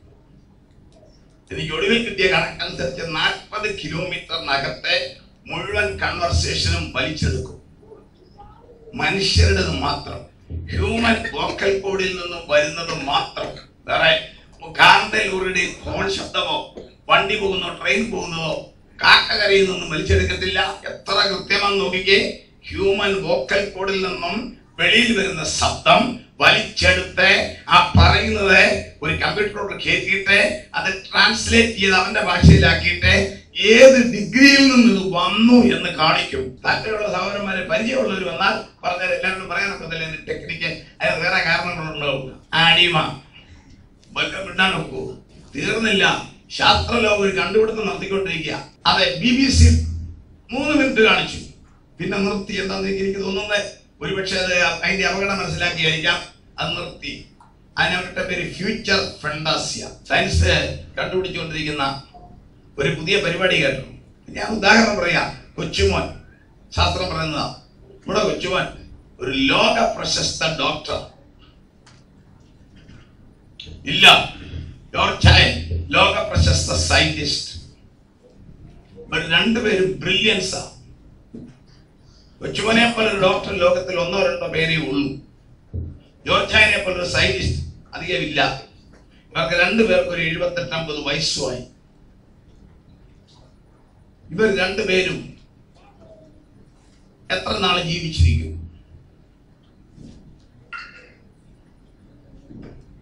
ഇവര് മരിച്ചാൽ ഇവരുടെ എഫിഷ്യൻസി തീർന്നു. അവർ കണ്ടുപിടിച്ചതും പഠിച്ചെടുത്തതുമായ ആ എഫിഷ്യൻസി തീർന്നു. അത് ഈ ലോകത്തിനൊരു നഷ്ടം. അതിന് വേറെ പണിയുണ്ട്, അത് വലിച്ചെടുക്കാം. അടുത്തതിനകത്ത് കാണിക്കാം, വലിച്ചെടുക്കാം. അപ്പോൾ കൊച്ചുമോന്റെ ന്യൂറോളജിക്കകത്തുള്ള ഡോക്ടറുടെ ആ സിസ്റ്റം വലിച്ചെടുക്കാം. എങ്ങനെയാന്ന് അടുത്തതിന് പറയാം. ജോർജായന്റെ തലയിലുള്ള സയന്റിസ്റ്റിന്റെ മുഴുവൻ കഴിവും വലിച്ചെടുക്കാം. വലിച്ചെടുത്തിട്ട് അപ്പുറത്തെ ഒരാളിന്മേൽ കയറ്റാം. ഇതിന്റെ പേരാണ് ട്രാൻസ്പ്ലാന്റേഷൻ ഓഫ് മാഗ്നറ്റിക്കൽ ഫ്ലക്ച്വേഷൻ. ഏതാണ്ട് ഒരു 90% കണ്ടുപിടിച്ചു കഴിഞ്ഞു. അടിമയാക്കി കൊണ്ടുപോകുന്ന അടിമയാവും. എന്നാന്നറിയാവോ സംഭവിക്കാൻ പോകുന്നത്? അന്ന് ജീവിക്കുന്ന പബ്ലിക് എല്ലാവരും ദുഷ്ടന്മാരൊന്നുമല്ല. പരിശുദ്ധാത്മാവിന്റെ അഭിഷേകം ഇല്ലാഞ്ഞതിനാലും രക്ഷിക്കപ്പെടാഞ്ഞതിനാലും പോയില്ലെന്നേ ഉള്ളൂ. ഇവിടെ കടന്നുപോയി നല്ല സ്വഭാവമുള്ളവരായിരിക്കും, ഒരു കുഴപ്പമില്ലാത്തവരായിരിക്കും, നല്ല കുടുംബജീവിതം നയിച്ച് നല്ല ജോലി ചെയ്തവരെ. പക്ഷെ രക്ഷിക്കപ്പെട്ടതല്ല, യേശുവിന്റെ രക്തത്തെ കൊണ്ട് വീണ്ടെടുത്തിട്ടില്ല, പരിശുദ്ധാത്മാവിന്റെ അഭിഷേകം പ്രാപിച്ചിട്ടില്ല, പോയിട്ടില്ല. പക്ഷെങ്കിൽ വേറെ കുഴപ്പമൊന്നുമില്ല. അതിൽ രാവിലെ ഒരു നല്ല അമ്മാമ, ഒരു കുഴപ്പമില്ലാത്തതാ, ബുദ്ധിമതി, ജോലിക്ക് ചെന്നു, ഓഫീസിൽ ചെന്നു, സീറ്റിലിരുന്നു, എല്ലാം കഴിഞ്ഞ് വൈകിട്ട് വരുമ്പോ വേറൊരു തല്ലിപ്പുള്ളിയുടെ കയറ്റി ഇങ്ങോട്ട് വിടും. മനസ്സിലായോ? രാവിലെ പോയ അമ്മമ്മയല്ല വരുന്നത്. ആശയം മനസ്സിലായവർ മാത്രം കൈ പൊക്കിക്കേ. രാവിലെ പോയ അച്ചായനല്ല ഇങ്ങോട്ട് തിരിച്ചു വരാൻ പോകുന്നത്. രാവിലെ പോയ വലിയ കുഴപ്പമൊന്നും ഇല്ലാത്തവനാ. എന്നാൽ വൈകിട്ട് വരുമ്പം ഒരു 6 തല്ലിപ്പുള്ളിയുടെ കയറ്റി ഇങ്ങോട്ട് വിട്ടിരിക്കുക. അപ്പോഴും അങ്ങോട്ട് പോയാനല്ല വരുന്നത്. അതായത് അങ്ങോട്ടും ഇങ്ങോട്ടും കയറ്റി വിടാം. എങ്ങനെയാണ് കുറെ പറയാം. അപ്പോൾ ഒരുത്തന്റെ തലയിൽ ഇരിക്കുന്നതിനെ വേറൊരുത്തന്റെ കണ്ടുപിടിച്ചെങ്കിൽ ലോകത്തിലൊരു രാവിലെ ഒരു നല്ല ഒരു മനുഷ്യൻ വിചാരിച്ച ഒരു എക്സ് അങ്ങോട്ട് ചെന്നു. ചെന്ന് കഴിഞ്ഞപ്പോൾ ഒരു മുക്കുടിയന്റെ അതുകൊണ്ട് കയറ്റി വിട്ടു. എന്താ പറ്റി? ആളെ മദ്യം കണ്ടിട്ട് പോലും ഇല്ലാത്തവരാ തിരിച്ചു വരുന്നത് 4 കാലം. അല്ലെങ്കിൽ ഒരു വെറിയന്റെ അത് കയറ്റി വിടുന്നു. ഒരു നല്ല സഹോദരി സ്വഭാവത്തിൽ ഒരു കുഴപ്പമില്ല. അവൾ അങ്ങോട്ട് പോയി ജോലിക്ക് അവിടെ ചെന്ന് കയ്യിൽ ക്ലിപ്പ് പിടിപ്പിച്ചു. 15 മിനിറ്റ് കഴിഞ്ഞപ്പോൾ ആള് മാറി. അവൾ ഭയങ്കരിയായി. എന്തൊരു കാലമാ! ഒന്ന് ചിന്തിച്ചേ. അന്ന് ജീവിക്കാൻ താല്പര്യമുള്ള കൈ പൊക്കിക്ക്. അവർക്ക് വേണ്ടി നമുക്ക് പ്രാർത്ഥിക്കാം. ക്രൈസ്തലം അവന്റെ രാജമൊഴി കണ്ടോ? 3ാമത്തെ രാജമൊഴി. അതാണ് സകലരെ അടിമയാക്കും. സകലരെ അല്ല, ഈ രോഗമൊന്നുമല്ല. അവൻ ഉദ്ദേശിക്കുന്ന ക്യാരക്ടർ ആളിൽ കയറ്റും. അവൻ ഉദ്ദേശിക്കുന്ന പിശാച സകലയാണെങ്കിൽ അറിയാവുന്നവനാ. നമ്മൾ കണ്ടില്ലേ ടെക്നിക്ക്? അവൻ അറിയാമല്ലാത്ത ഒരു ടെക്നിക്കും ഇല്ല. ഹെസ്കേൽ 28:3 സകല ടെക്നിക്കും അവൻ അറിയാം. അവൻ ശക്തിയുള്ളവനാ ദൈവമക്കളെ. ചെറിയ പരിപാടിയൊന്നുമല്ല. നമ്മൾ നിൽക്കുന്ന ദൈവകൃപയില്ല. ഞാനിവിടെ നിൽക്കുന്നത് നിങ്ങളുടെ നാട്ടിലുള്ള ദൈവങ്ങളുടെ പ്രാർത്ഥനയാ. അല്ലെ പണ്ടേ അവരുടെ ജനിച്ച് ദൂരെ കളഞ്ഞു. എനിക്കറിയാം, ഞാൻ എക്സ്പീരിയൻസ് ചെയ്യും. എന്റെ കൊച്ചു മോളോട് ഉണ്ടോ, 1.5 വയസ്സേ ഉള്ളൂ. നോക്കിക്കേ, ഇന്നലെ അവന്റെ കാര്യം പറയാൻ ഞാൻ ഇങ്ങോട്ട് വരിക. രാവിലെ മുതൽ ഞാൻ റെഡി ആയിക്കൊണ്ടിരിക്കുക. 1.5 വയസ്സുള്ള ഗ്ലോറിയ, കൊച്ചു കുഞ്ഞ്. അവളെ ഇരുത്താൻ അവിടെ ഒരു കസേരയുണ്ട്. 1.5 വയസ്സുകാരിയെ ഇരുത്താൻ മേടിച്ച കസേരയിൽ ഞാൻ ഇന്നലെ 4 മണിക്ക് കയറി. കസേര പപ്പടം പൊടിച്ചവരായി. അപ്പൊ മൈപ്പി ചോദിച്ചത് എത്താൻ നോക്കിയാ. അപ്പൊ ഞാൻ പറഞ്ഞു, കുഞ്ഞേ ഇത് 1.5 വയസ്സിനാണെന്നുള്ളത്. എനിക്ക് വയസ്സ് 74 ഉണ്ടെന്നും എനിക്ക് 80 കിലോ എനിക്കറിയരുതോ, പിന്നെ ഞാൻ എന്തിനിരുന്നു? ചിന്തയിലെ ഇന്ന് എന്തുവാ ഞാൻ പറയാൻ പോകുന്നത്? പ്രാർത്ഥിയിലെ ദൈവമക്കളെ അവന് ശക്തിയുണ്ട്. പക്ഷെങ്കിൽ എന്നിലും നിങ്ങളിലും വേറൊരു ശക്തി വ്യാപരിക്കുന്നുണ്ട്. പണി നടക്കത്തില്ല. ഹല്ലേലൂയ. പരിശുദ്ധാത്മാവിന്റെ ശക്തിയിലാണ് നിങ്ങളിൽ ഞാനും പ്രയോഗിക്കും. ഒന്നാമത്തെ രാജമുടി വൺ വേൾഡ് ഗവൺമെന്റ്. രണ്ടാമത്തെ രാജമുടി നിങ്ങളോടുണ്ടോ? മറ്റേ പുള്ളി ഒന്ന് ഓടിച്ചു വിട്ടേ. ഇനി പറ. രണ്ടാമത്തെ രാജമുടി ഗുഡ്. മൂന്നാമത്തെ രാജമുടി എല്ലാവരെയും സ്ലേവ്സ് ആക്കും. നാലാമത്തെ Rajamudi he will control the body of whole people. സകല ആളുകളുടെ ശരീരം കൺട്രോൾ ചെയ്യും. എനിക്ക് വിടുന്നുണ്ട് ഈ കുഞ്ഞുങ്ങളെ തൊടാം, അതിന്റെ അപ്പുറത്ത് പറ്റില്ല ഇവൻ തൊടും. അതിന്റെ സംവിധാനത്തിനാണ് ഞാൻ ഇന്നലെ പറഞ്ഞു. കണ്ടുപിടിച്ചിട്ടുണ്ട് 30 സാറ്റലൈറ്റ് ഗലീലോ പ്രോജക്ട്. അമേരിക്കയുടെ GPS-നെ വളരെ പിമ്പിലാക്കിക്കൊണ്ട് യൂറോപ്യൻ എക്കണോമിക് കമ്മ്യൂണിറ്റി 10 രാജാക്കന്മാർ, 10 കൊമ്പുകൾ അല്ലെങ്കിൽ 10 തലകൾ, ഇവരെ സപ്പോർട്ട് ചെയ്യുന്നവർ 2003 ആരംഭിച്ച പ്രോജക്ട് ഇന്ന് വരെ അവർ ഒഫീഷ്യലായിട്ട് പറഞ്ഞിട്ടില്ല. ഞങ്ങളത് കമ്മീഷൻ ചെയ്തത്, പക്ഷെ കമ്മീഷൻ ചെയ്തതായിട്ട് അനൗദ്യോഗികമായിട്ട് അറിയാം. 2003 സെപ്റ്റംബറിൽ 1-ാം തീയതിയാണ് അവരെ ആരംഭം തുടങ്ങിയത്. അവർ ഗലീലോ പ്രോജക്ട് 30 സാറ്റലൈറ്റ് വെച്ചിട്ടുണ്ട്. എന്തുകൊണ്ട് ഒഫീഷ്യലായിട്ട് ആർക്കും കൊടുക്കുന്നില്ല? ഒഫീഷ്യലായി അൺഒഫീഷ്യലായി പുറകിൽ ആർക്കൊക്കെ കൊടുക്കുന്നുണ്ട്. ആ സാറ്റലൈറ്റിൽ കൂടെ സകല ആളുകളെ കൺട്രോൾ ചെയ്യാം. വെളിപ്പാട് 13:16 ഒരു ശാസ്ത്രവും ഇല്ലാഞ്ഞപ്പോൾ യോഹന്നാൻ പറഞ്ഞു നെറ്റിവേലും അറിയാമെന്ന് പറഞ്ഞേ, അല്ലെങ്കിൽ വായിച്ച് വെളിപ്പാട് 13:16 വായിച്ച്. അത് ചെറിയവരും വലിയവരും സമ്പന്നന്മാരും ദരിദ്രന്മാരും സ്വതന്ത്രന്മാരും ദാസന്മാരുമായ എല്ലാവർക്കും വലങ്കൈമേലോ നെറ്റിമേലോ മുദ്ര കിട്ടുമാറും മൃഗത്തിന്റെ പേരോ പേരിന്റെ സംഖ്യയോ ആയ മുദ്രയുള്ളവരല്ലാതെ വാങ്ങുകയോ വിൽക്കുകയോ ചെയ്യുവാൻ വഹിയാതെയും ആകും. ഇത് ബൈബിളിൽ 2000 വർഷം മുമ്പ് ആത്മാവിൽ എഴുതി ഒരു ശാസ്ത്രവും ഇല്ല. ഇന്നെന്താ സംഭവിച്ചത്? ഗ്ലോബലൈസേഷന്റെ മറ്റൊരു ഒരു എതിർഫലമാണ്. ഏത് രാജ്യത്തും എല്ലാവരും ഉണ്ട്, എല്ലാ ആളുകളും ഉണ്ട്. പാസ്പോർട്ടും വിസയും ഒക്കെ ആയിട്ട് ഇറങ്ങി വരുന്നു. ഗ്ലോബലൈസേഷൻ ലക്ഷക്കണക്കിന് ഫ്ലൈറ്റ്, ലക്ഷക്കണക്കിന് ആളുകൾ. വളരെ ചെറിയ എയർപോർട്ടാണ് കൊച്ചി നെടുമ്പാശ്ശേരി. വെളുപ്പിനെ 3 മണി മുതൽ 6 മണി വരെ ആ വെറും 3 മണിക്കൂർ കൊണ്ട് അവിടെ ഇറങ്ങി വരുന്നത്. ഇന്റർനാഷണൽ ഫ്ലൈറ്റ് വന്ന് ഇറങ്ങുന്നത് 1600 പേർ. സെയിം ട്രിവാൻഡ്രം വെറും 3 മണിക്കൂറിൽ. അപ്പൊ ന്യൂയോർക്കിലോട്ട് ചെന്നാലോ, ലോകത്തിലെ ഏറ്റവും വലിയ എയർപോർട്ട് ഫ്രാൻസ്, എത്രയായിരം ഒരു ദിവസം. സെക്കൻഡ് എയർപോർട്ട് ലോകത്തിലെ ദുബായ്, എത്രയായിരം. ലണ്ടനിലെ ഇത്രോ. ചിക്കാഗോയിലെ എയർപോർട്ട് കാക്ക താഴുന്നല്ല തരുന്നത്. ആരായി ഇറങ്ങി വരുന്നത്? ബോംബെ തെരുവീതികൾ നടക്കുന്നു. ന്യൂഡൽഹി എല്ലാ ജാതിക്കാരും ഭാഷക്കാരും. കേരളം ഒരു 50-60 വർഷം മുമ്പ് നമ്മുടെ നാട്ടിൽ ആരുണ്ട്? എവിടെ ചെന്നാലും മലയാളികൾ. ഒരു 50 വർഷം മുമ്പ്. പിന്നെ കുറച്ച് തമിഴ്ക്കാർ. ഇന്നോ പ്ലാമാരിത് അറിയാവോ? നിങ്ങൾ ഇവിടെ അതൊന്നും അറിയുന്നില്ല. ഒന്ന് വന്നു നോക്കണം. ഇറച്ചി വെട്ടുന്നവനും കോഴിയെ പൊളിക്കുന്നവനും ടയറിന് കാറ്റടിക്കുന്നവനും എല്ലാം വേറെ. ഞങ്ങളുടെ കോട്ടയം പട്ടണത്തിൽ തിരുനക്കര മുതൽ ട്രാൻസ്പോർട്ട് സ്റ്റാൻഡ് വരെ ഞായറാഴ്ച നടന്നാൽ മലയാളമില്ല. ക്യാഹേ, കോൻഹേ, കൈസാഹേ, കിത്തനാഹേ, എന്താ അവരുടെ ഷോപ്പിംഗ്. നിങ്ങൾ പോകുമ്പോ ഇനി ഞാനൊരു സ്ഥലം പറയാം. ഒരു 4 മണിക്കൊന്ന് പാസ് ചെയ്ത് നോക്കണം. തിരുവല്ലയ്ക്കപ്പുറത്തൊരു സ്ഥലമുണ്ട്, വായ്പാട്, മിനി ആസാം. അവിടെ താമസിക്കുന്നത് ഏകദേശ കണക്ക് ആസാംകാർ 50,000, ബംഗ്ലാദേശുകാർ, ബംഗാൾ, വെസ്റ്റ് ബംഗാൾ 30,000. ഏതാണ്ട് 100,000-ഓളം ആള് എന്തിനാ വന്നെന്നറിയാവോ? അവിടെ നമ്മുടെ നാട്ടിലെ സകല പണി ഇവരാ ചെയ്യുന്നത്. കൊള്ള എല്ലാം ഇന്ത്യക്കാരാ, ഒരു കുഴപ്പമില്ല. നമ്മളെല്ലാം ഇന്ത്യക്കാരാ. പക്ഷേ ഈ വന്നത് എവിടുന്ന് വന്നതാ? എന്നതാ? വല്ല ബാക്ക്ഗ്രൗണ്ടും ആർക്കെങ്കിലും അറിയാവോ? മല്ലപ്പള്ളിയിൽ ഒരു അച്ചായനും അമ്മച്ചിയും ഒരുത്തരെ കൊണ്ടുവന്നു. മകനെ വളർത്തി പേപ്പർ വാർത്ത വന്നതാ ഈ അടുത്ത സമയത്ത്. മകനെ വളർത്തി അമ്മച്ചി. പക്ഷെ അമ്മച്ചിയുടെ 3 പവന്റെ മാല കണ്ടപ്പോ അവന് മകനല്ല, അമ്മച്ചിയെ തട്ടി കൊന്ന ചവൻ അതുകൊണ്ട് സ്ഥലം വിട്ടു. ലോകത്തിൽ എല്ലാ രാജ്യങ്ങളിലും എല്ലാ ആളുകളും ന്യൂഡൽഹി എന്തോ ഒരു പ്രശ്നമാ. ബോംബെ, പടിഞ്ഞാറൻ രാജ്യങ്ങളിൽ പല രാജ്യക്കാർ വരുന്നു. ഇതെന്തിനു വന്നു? ബിസിനസ്സിന് വന്നാന്ന് പറഞ്ഞേക്കാം, ജോലിക്ക് വന്നാന്ന് പറയും. കൊള്ളക്കാരാണോ, മോഷ്ടാക്കളാണോ, ചാരന്മാരാണോ, തീവ്രവാദികളാണോ? ആർക്കും അറിയാമില്ല. ഇതൊരു വലിയൊരു പ്രശ്നമായിട്ട് മാറി. അതിനെന്താ പരിഹാരം? അതിനാ സയൻസ് പറയുന്നത് കണ്ടുപിടിക്കാം. ഇത് കണ്ടുപിടിക്കാം.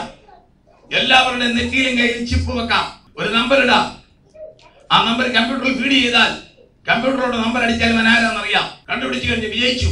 ആ ടെക്നോളജിയുടെ പേരാണ് human tracking subdermal implanting technology. നോക്കിക്കാൻ ദൈവവചനത്തിന്റെ അധികാരികത.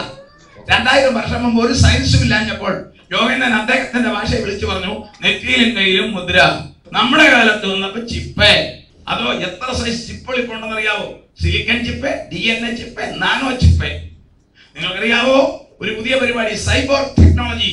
ഇംഗ്ലണ്ടിലാണ് ആ ഡോക്ടർ താമസിക്കുന്നത്. കെവിൻ ബാർവിക് ആളാണ് അതിന്റെ പ്രൊഫസർ, സൈക്കോമാറ്റിക് ഡിവിഷന്റെ പ്രൊഫസറാ. അദ്ദേഹത്തിന്റെ എന്തിനാണെന്ന് അറിയാൻ 2 പ്രാവശ്യം ബാംഗ്ലൂർ വന്നിട്ട് പോയി. അദ്ദേഹത്തിന്റെ കയ്യിൽ ചിപ്പ് വെച്ചിരിക്കുക. ആ ചിപ്പ് അദ്ദേഹത്തിന്റെ ഓഫീസിലുണ്ട്. ഡോക്ടർ ഇറങ്ങുമ്പോൾ ഓഫീസ് തുറക്കും. ഡോക്ടർ കാറിൽ ഇറങ്ങുമ്പോൾ ഓഫീസ് ഓട്ടോമാറ്റിക്കായിട്ട് ഓപ്പൺ, AC ഓൺ. ഡോക്ടർ ഇറങ്ങുമ്പോൾ ഉണ്ടല്ലോ ഓട്ടോമാറ്റിക് ക്ലോസ്, കണക്ഷൻ തീർന്നില്ല. പുതിയ കണ്ടുപിടുത്തം നടത്തിക്കൊണ്ടിരിക്കുക. അതാ അടിമയാക്കുന്നതിന് അടുത്തത്. ഇപ്പോൾ അവരുടെ അദ്ദേഹത്തിന്റെ അസിസ്റ്റന്റുമാർ 4 പേരാണെന്ന് തോന്നുന്നു. ഒരു പുതിയ പരിപാടി അവർ പറയുന്നത് ഇന്ന് വീട്ടുവഴക്കിന്റെ ഒക്കെ കാരണം കമ്മ്യൂണിക്കേഷൻ ഗ്യാപ്പ്. ഭാര്യയ്ക്ക് ഭർത്താവിന് സമയമില്ല. അല്ലെങ്കിൽ നിങ്ങളുടെ എല്ലാ വേറെ രാജ്യങ്ങളിൽ അച്ചായം വരുമ്പോ അമ്മാമ്മ പോകും, അമ്മാമ്മ വരുമ്പോ അച്ചായം പോകും. ഒരാഴ്ച ഒരു വീട്ടിൽ താമസം, ഒരു താമസം തമ്മിൽ കാണുന്ന ആഴ്ചയിൽ 1. ഒത്തിരി കാര്യങ്ങൾ അങ്ങോട്ടും ഇങ്ങോട്ടൊക്കെ പറയാനുള്ള ടൈമില്ല, ജോലിക്കടെ അത് പറയാനൊക്കെ ഇല്ല. ഇതിങ്ങനെ മനസ്സിൽ കിടന്ന് തിളച്ച് ഡിവോഴ്സിലേക്ക് പോകുന്നു. അതൊരു പുതിയ കണ്ടുപിടിച്ചുകൊണ്ടിരിക്കുക. അത് കർത്താവ് പറഞ്ഞൊന്ന് വായിച്ചേ. മത്തായി 10:34 പണ്ടേ കർത്താവ് ഇത് പറഞ്ഞതാ. മത്തായി 10:34 രക്ഷിക്കപ്പെട്ട ദൈവമക്കളെ, നമുക്കൊന്നും ഇത് ബാധകമല്ല. അത് ഓർത്തി ഒന്നുകൂടെ സ്നാനപ്പെടുത്താവോ നിന്നോട് അമ്മച്ചി ചോദിച്ചത് പറഞ്ഞപ്പോ വായിച്ചേ. മത്തായി 10:34. ഞാൻ ഭൂമിയിൽ സമാധാനം വരുത്തുവാൻ വന്നു എന്ന് നിരൂപിക്കരുത്. കർത്താവിന്റെ കാലം കഴിയുമ്പോൾ അതെല്ലാം മാറും. അടുത്തത് സമാധാനമല്ല, വാളത്രേ വരുത്തുവാൻ ഞാൻ വന്നത്. അടുത്തത് കേട്ടോണം. മനുഷ്യനെ തന്റെ അപ്പനോട്, അപ്പനും മകനും തമ്മിൽ അടി. അടുത്തത് മകളെ അമ്മയോട്, അമ്മയും മോളും തമ്മിൽ പൊരിഞ്ഞ ഇടി. അടുത്തത് മരുമകളെ അമ്മാവി അമ്മയോട്. അത് ഇപ്പോഴേ തുടങ്ങി കഴിഞ്ഞില്ലേ? അമ്മായി അമ്മ മരുമകളും തമ്മിൽ നല്ല പരിപാടി നടത്തും. അന്ന് എന്നാ സംഭവം അറിയാമോ? ഇത് തന്നെ സൈബർ ടെക്നോളജി. അതിന് വേറൊരു പേരുണ്ട്, ആർട്ടിഫിഷ്യൽ ഇന്റലിജൻസ്. കെവിൻ ബാർവിക്കിന്റെ അസിസ്റ്റന്റുമാർ കണ്ടുപിടിച്ചോണ്ടിരിക്കുക. അപ്പൊ എനിക്ക് ഒത്തിരി കാര്യം പറയാനുണ്ട് സെരസ്യം ഭാഷയോട്. എനിക്ക് സമയം കിട്ടുന്നില്ലെന്ന് വിചാരിച്ചു. അതുകൊണ്ട് ഞങ്ങൾ അകലുണ്ട്, ഭാര്യയും ഭർത്താവും. അല്ലെ, എനിക്ക് സൂസമ്മോട് ഒത്തിരി കാര്യം പറയാനുണ്ട്. അവര് പറയുന്നതാ, ഞാൻ സൂസമ്മയെ കാണുന്നില്ല, അതുകൊണ്ടും ഞാനിങ്ങനെ പറയാൻ കൊതിച്ച് കിടക്കുന്നത് പറയുന്നില്ല. പുള്ളിക്കാരത്തേക്ക് എന്നോട് ഒത്തിരി പറയാനുണ്ട്. അതും പറയണമെന്നുണ്ട്. പക്ഷെ എന്നെ ചൊവ്വ കിട്ടിയിട്ട് വേണ്ടേ പറയാൻ. അതിന് എളുപ്പപ്പണി. ഒരേ ചിപ്പ് എന്റെ കയ്യേൽ, അതേ ചിപ്പ് സൂസമ്മയുടെ കയ്യേൽ. ഇന്റർനെറ്റ് കണക്ഷൻ കൊടുത്താൽ എന്റെ മനസ്സിലെ ചിന്ത സൂസമ്മ അറിയും, സൂസമ്മയുടെ മനസ്സിലെ ചിന്ത ഞാൻ അറിയും. അങ്ങോട്ടും ഇങ്ങോട്ടും പറയണ്ട, അടി നടക്കുവോ? അടി നടക്കുവോ? നിങ്ങൾ പറ. കണ്ടുപിടിച്ചോണ്ടിരിക്കുക സൈബർ ടെക്നോളജി. ചിപ്പ് വെക്കുന്ന ചെറിയ കേസൊന്നുമല്ല, അത് വലിയ അപകടം. മനുഷ്യന്റെ സമാധാനം കളയുന്ന പരിപാടിയായത്. ഈ ചിപ്പ് അങ്ങോട്ട് പിടിപ്പിച്ച് വിട്ടാ മതി.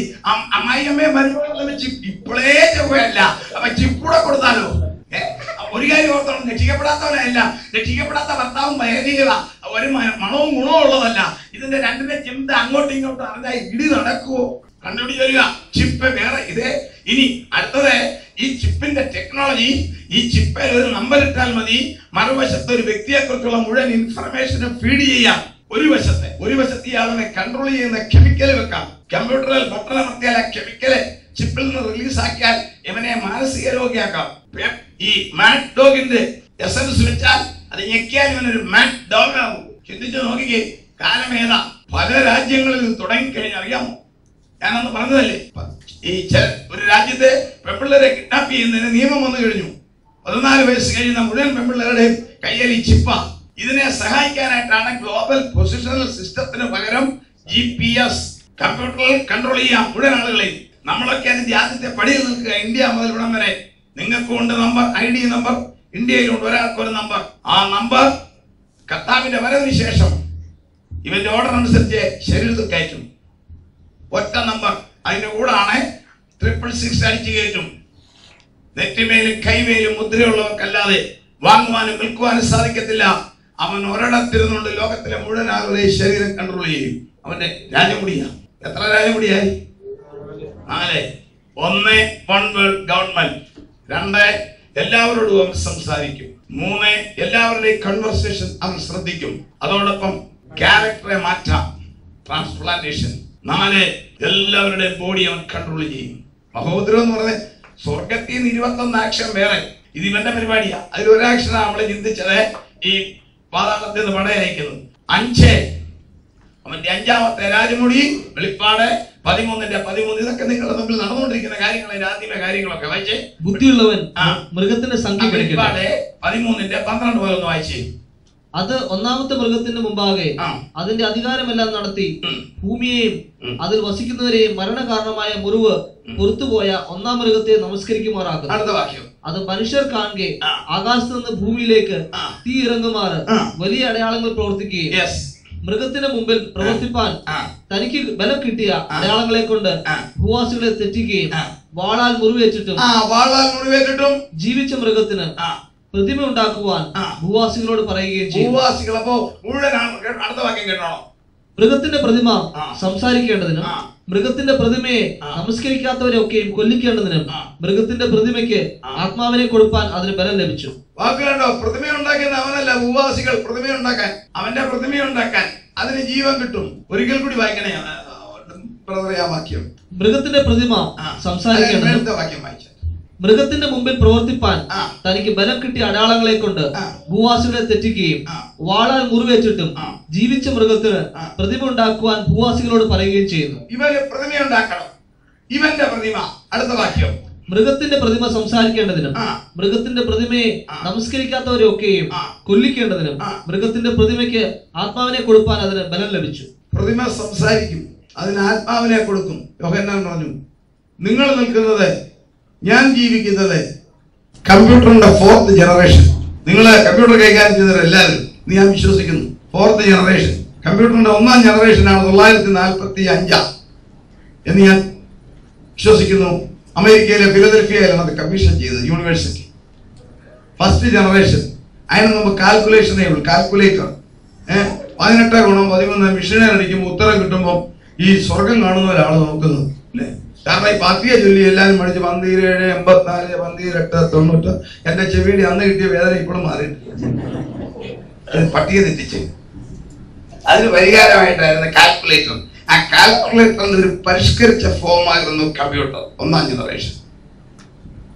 2ാം ജനറേഷൻ വന്നപ്പോൾ അല്പം കൂടെ ബെറ്ററായി. കടകളിൽ, എയർപോർട്ടിൽ എല്ലാ സംഗതികൾ ഫീഡ് ചെയ്യുന്നു.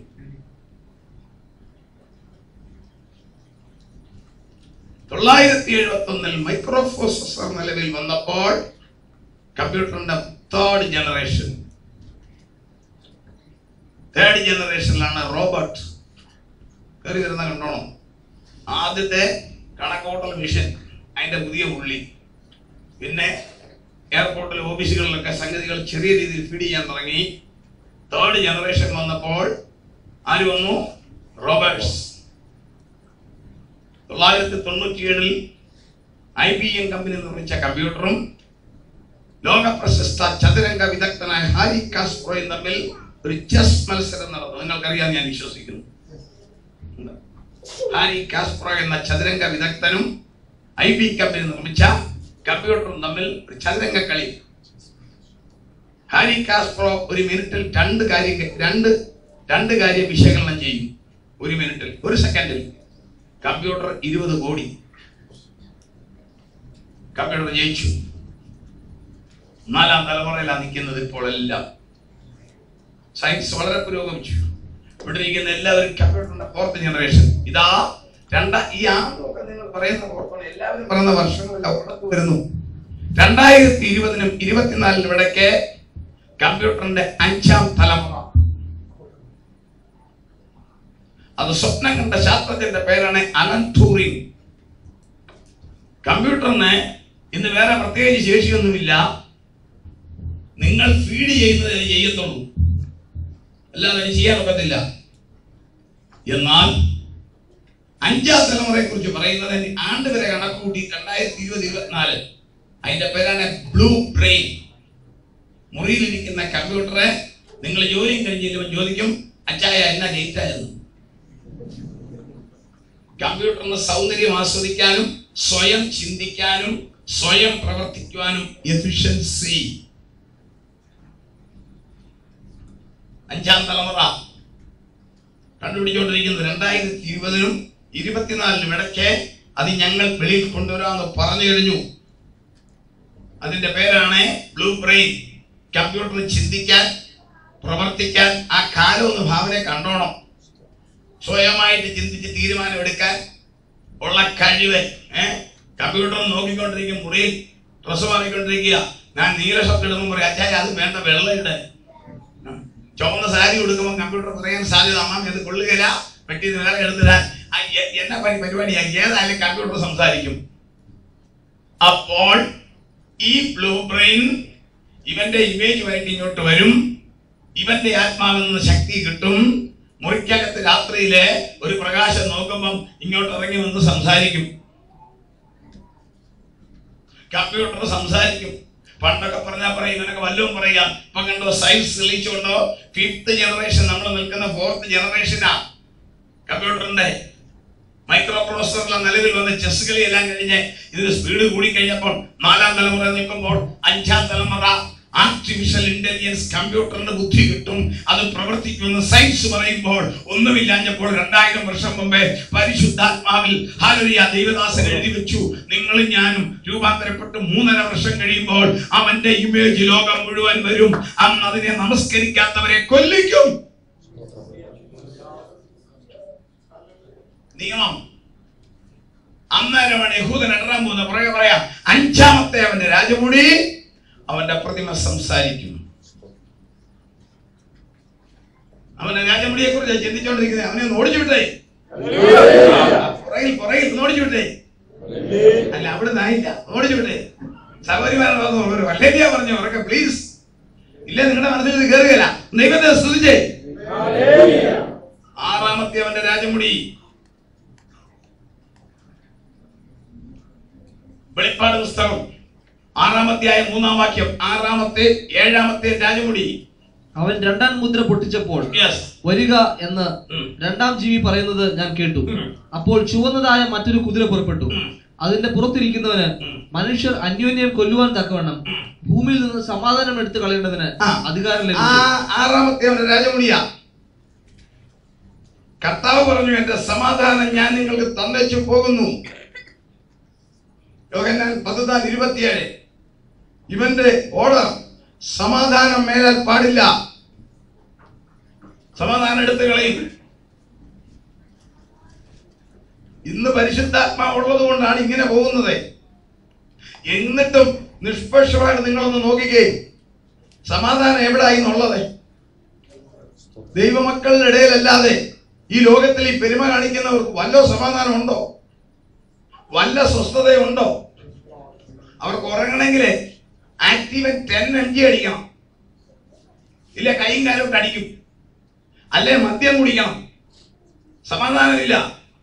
പണമുണ്ട്, സ്ഥാനമാനമുണ്ട്, സുഖസൗകര്യമുണ്ട്, അധികാരം കയ്യിലുണ്ട്, പക്ഷെങ്കിൽ സമാധാനമില്ല, ഉറക്കമില്ല. ഉറക്കമില്ലാത്തത് ഒന്നാമത് പാപത്തിന്റെ ലക്ഷണമാണ്. ഉറക്കമില്ല, ഉറക്കം ഇല്ല. എന്താ? സമാധാനമില്ല. ലോകത്തിന് പറ്റിയ ഒരു രോഗമാണ് സമാധാനമില്ല. ഏത് രാജ്യത്ത് ചെന്നാലും സമാധാനമില്ല. അവരവരുടെ ജീവിതത്തിന്റെ ഡബിൾ വലിപ്പത്തിലാ പ്രശ്നം. ദൈവമക്കളെ, നമുക്കിട്ടും അവൻ അടിക്കാൻ നോക്കും. ദൈവ കൃപ കൊണ്ട് തന്നെ തകർക്കണം. ദൈവമക്കള് പറയണം, പ്രശ്നം അവിടെ കിടക്കണ്ട, ഞാൻ സമാധാനത്തോടെ കിടന്നുറങ്ങും. നിങ്ങൾ കാര്യം ഉറങ്ങാൻ പോകുമ്പോൾ 100 പ്രശ്നം കാണും. അങ്ങനെ പറയണം, ആ ബെഡ്ഷീറ്റ് ഒന്ന് ഉടനേച്ച് വരണം. അത് നമ്മൾ അതിനോട് കയറി അതിനോട് പറഞ്ഞാൽ മാറിയിടണം. ഞാൻ നേരം നമ്മൾ എഴുന്നേക്കോ നമുക്ക് കാണാം. അതുവരെ മാറിയിരിക്കാൻ പറയണം. ഞാൻ കാര്യങ്ങളെ ദൈവത്തെ ചോദിച്ചേ. പാപത്തിന്റെ കൂടെ ലക്ഷണമായി ഈ ഉറക്കമില്ലാത്തത്.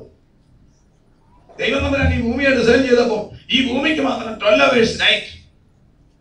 നമ്മുടെ അയൽവക്കക്കാരന്റെ പേരാ വീനസ്, ശുക്രൻ. അവന്റെ രാത്രി കേൾക്കണോ? ഒന്ന് ഇരുട്ടിയാൽ നേരം വെളുക്കണേ 121 ദിവസം, 1 night.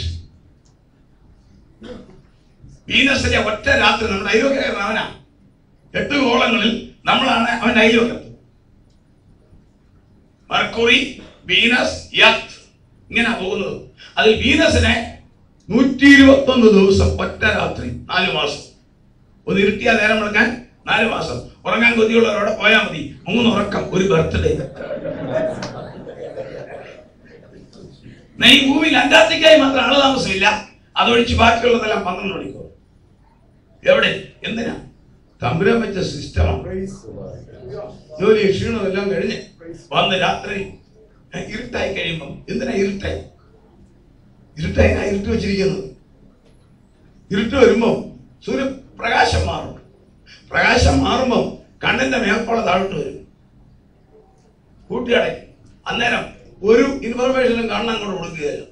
അവൻ ബ്രെയിൻ റെസ്റ്റ്, ഇവിടുന്ന് ഒരു ഇൻഫർമേഷനും കിട്ടുകയില്ല അങ്ങോട്ട്. അതിനാ ഇരുട്ട് വരുമ്പോൾ തന്നെ കണ്ണിന്റെ മേളത്തെ പോള താഴോട്ട് വരും. അല്ലെ ലൈറ്റ് ഇട്ടുകൊണ്ട് കിടന്ന് നോക്കിക്കോ, ഉറക്കം വരാൻ പാടാം. അതിനെ ലൈറ്റ് ഓഫ് ആക്കത്തില്ല, കറണ്ട് ചാർജ് ലാഭിക്കാനില്ല.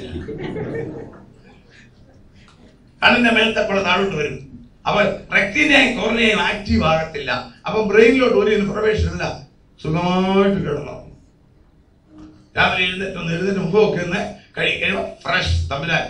ഇത് കുടത്തിലും ഒക്കെ കാണിച്ചു കഴിഞ്ഞാലുണ്ടല്ലോ ഈ സിസ്റ്റം പോലും ഓഫ് ആകത്തില്ല, ഒന്നും ഉറങ്ങത്തില്ല. എന്നാ ദൈവമക്കൾ പറയും, ഞാൻ സമാധാനത്തോടെ കിടന്നുറങ്ങും, നീയല്ലോ യഹോവേ എന്നത്. ഏതെങ്കിലും രോഗമോ വല്ലതും വന്ന് ഉറക്കം വരികയില്ല. അത് ഞാൻ പറഞ്ഞു. ഇല്ല, ഞാൻ ബ്ലഡ് ഷുഗർ കൂടിയാലും ഉറങ്ങത്തില്ല, ചൊറിച്ചിലൊന്നുകൊണ്ടിരിക്കും. അതല്ല ഞാൻ പറയുന്നത്, സ്വാഭാവികമായി ഉറക്കം ദൈവമക്കൾക്ക് വരുന്ന ഏതാ? പഠിക്കാതെ കിടന്ന് ഉറങ്ങുന്നതല്ല, ടൈമിന് ഉറങ്ങുന്നത്. സമായോഗത്തിൽ ഉറങ്ങുന്നതല്ല, അത് വേറെ രോഗം. അത് ഞാൻ പറഞ്ഞ ഡെൽറ്റ അടിക്കുന്നതാ. ദൈവമക്കളെ, ഇന്ന് ലോകത്തിൽ ഉറക്കമില്ല. ഇന്നേ തുടങ്ങിക്കഴിഞ്ഞതിന്റെ ലക്ഷണം, അവന്റെ 6-ാം രാജമുടി തുടങ്ങിക്കഴിഞ്ഞ അടയാളം. വീടുകളിൽ സ്വസ്ഥതയില്ല, ഭരണതലത്തിൽ സ്വസ്ഥതയുണ്ടോ? ഏതെങ്കിലും മന്ത്രിക്ക് സമാധാനമുണ്ടോ? ഉണ്ടോ? ചിന്തിച്ചു നോക്കിക്കേ, ആർക്കായി സമാധാനമുള്ളത്? ഈ വലിയ വലിയ ധനവാന്മാരില്ലേ, ഒരെണ്ണത്തിന് സമാധാനമുണ്ടോ? ആർക്കും സമാധാനമില്ല. ശാസ്ത്രജ്ഞനോർക്കുണ്ടോ? അവൻ എങ്ങനെയൊക്കെ ടെൻഷനാ, ഞാനൊന്നുകൊണ്ട് കണ്ടുപിടിച്ചോണ്ടിരിക്കുക. അപ്പൊ എന്റെ പേടി, ഞാനിത് വെളിയിൽ കൊണ്ടുവരുമ്പോ രഹസ്യം ഭാഷ വെളിയിൽ കൊണ്ടുവരുമ്പോഴാ ടെൻഷൻ. അവർ തമ്മിൽ അങ്ങനെ സമൂഹത്തിൽ. പക്ഷേ ദൈവമക്കൾക്ക് മാത്രം തമ്മിൽ വരദാനമാ, ഞാൻ സമാധാനത്തോടെ കിടന്നുറങ്ങും. അതിനുള്ള മാർഗം ഞാൻ പറയാം.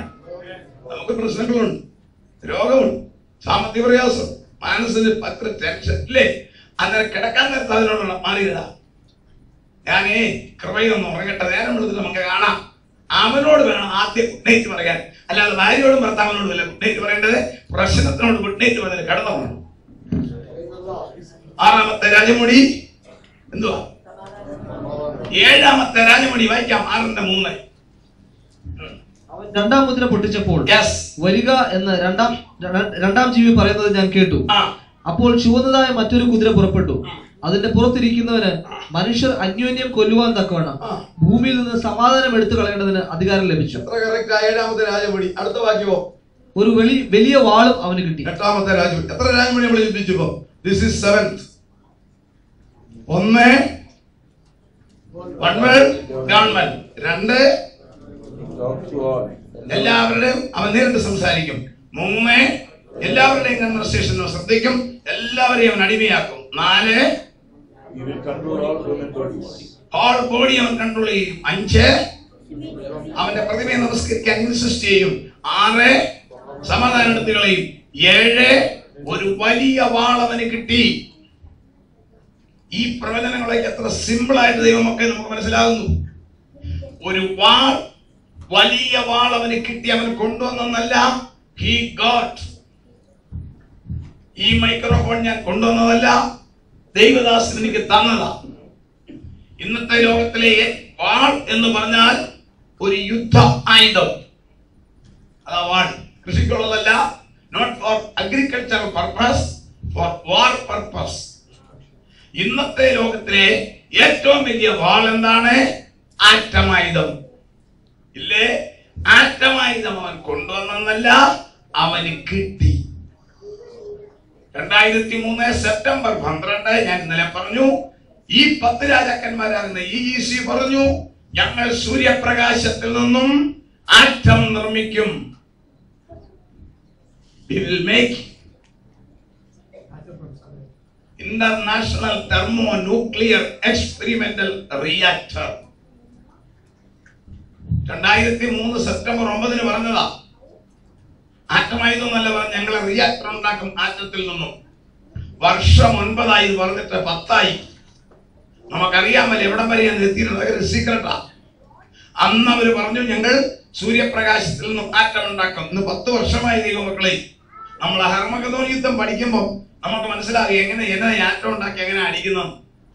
10 വർഷമായിട്ട് സീക്രട്ട്. എന്നാൽ ഒന്ന് ഞാൻ പറയാം, അവർ ആറ്റം ഉണ്ടാക്കി. അത് ആയുധം ആദ്യമേ സമാധാനപരമായ കാരണത്തിലൊക്കെ ഉണ്ടാക്കും, അങ്ങനെയാണല്ലോ എല്ലാ രാജ്യങ്ങളും ചെയ്തത്. ഒടുവിൽ യുദ്ധായുധമാകും. ആക്കിക്കഴിഞ്ഞ് ഏതെങ്കിലും മരുഭൂമി കൊണ്ട് ചെയ്ത് പൊട്ടിച്ച് അത് ആറ്റമാണെന്ന് മനസ്സിലായാൽ അന്ന് എന്റെ കർത്താവ് ആകാശമേഘത്തിൽ വരും. കാരണം പിന്നെ വരുന്ന അധികാരി യേശുക്രിസ്തു. അവൻ ഈ ലോകത്തെ മുഴുവൻ അവന്റെ കയ്യിൽ കിട്ടണമെങ്കിൽ പഴയ AK-47 കൊണ്ട് നടന്നാൽ കിട്ടത്തില്ല. അവൻ ആറ്റമായുധമുണ്ടെങ്കിൽ ലോകരാഷ്ട്രങ്ങൾ അവന് വഴങ്ങത്തുള്ളൂ. ലോകത്തിലെ രാഷ്ട്രങ്ങളുടെ കയ്യിലൊക്കെ ആറ്റവരിപ്പുണ്ട്. അവരുടെ മേൽ അവൻ നിൽക്കണമെങ്കിൽ അവന്റെ കയ്യിൽ വേണം. ആ വാക്യം കണ്ടോ? ഒരു വലിയ വാൾ അവന് കിട്ടി. ഉണ്ടോന്നല്ല, ഒരു വലിയ വാൾ അവന് കിട്ടി. അവൻ വരുന്നത് 10 രാജാക്കന്മാരുടെ ഇടയിൽ നിന്നും. അവരാണ് ഇത് ഉണ്ടാക്കുന്നത്. 10 വർഷമായി. ഈ രാജമുടികളെല്ലാം റെഡിയാണോ? 8ാമത്തെ രാജമുടി. വളരെ ഭാരത്തോടെയാണ് ഞാൻ പറയുന്നത്. കൈവിടപ്പെട്ടു പോകുന്ന ക്രൈസ്തവ സഭ.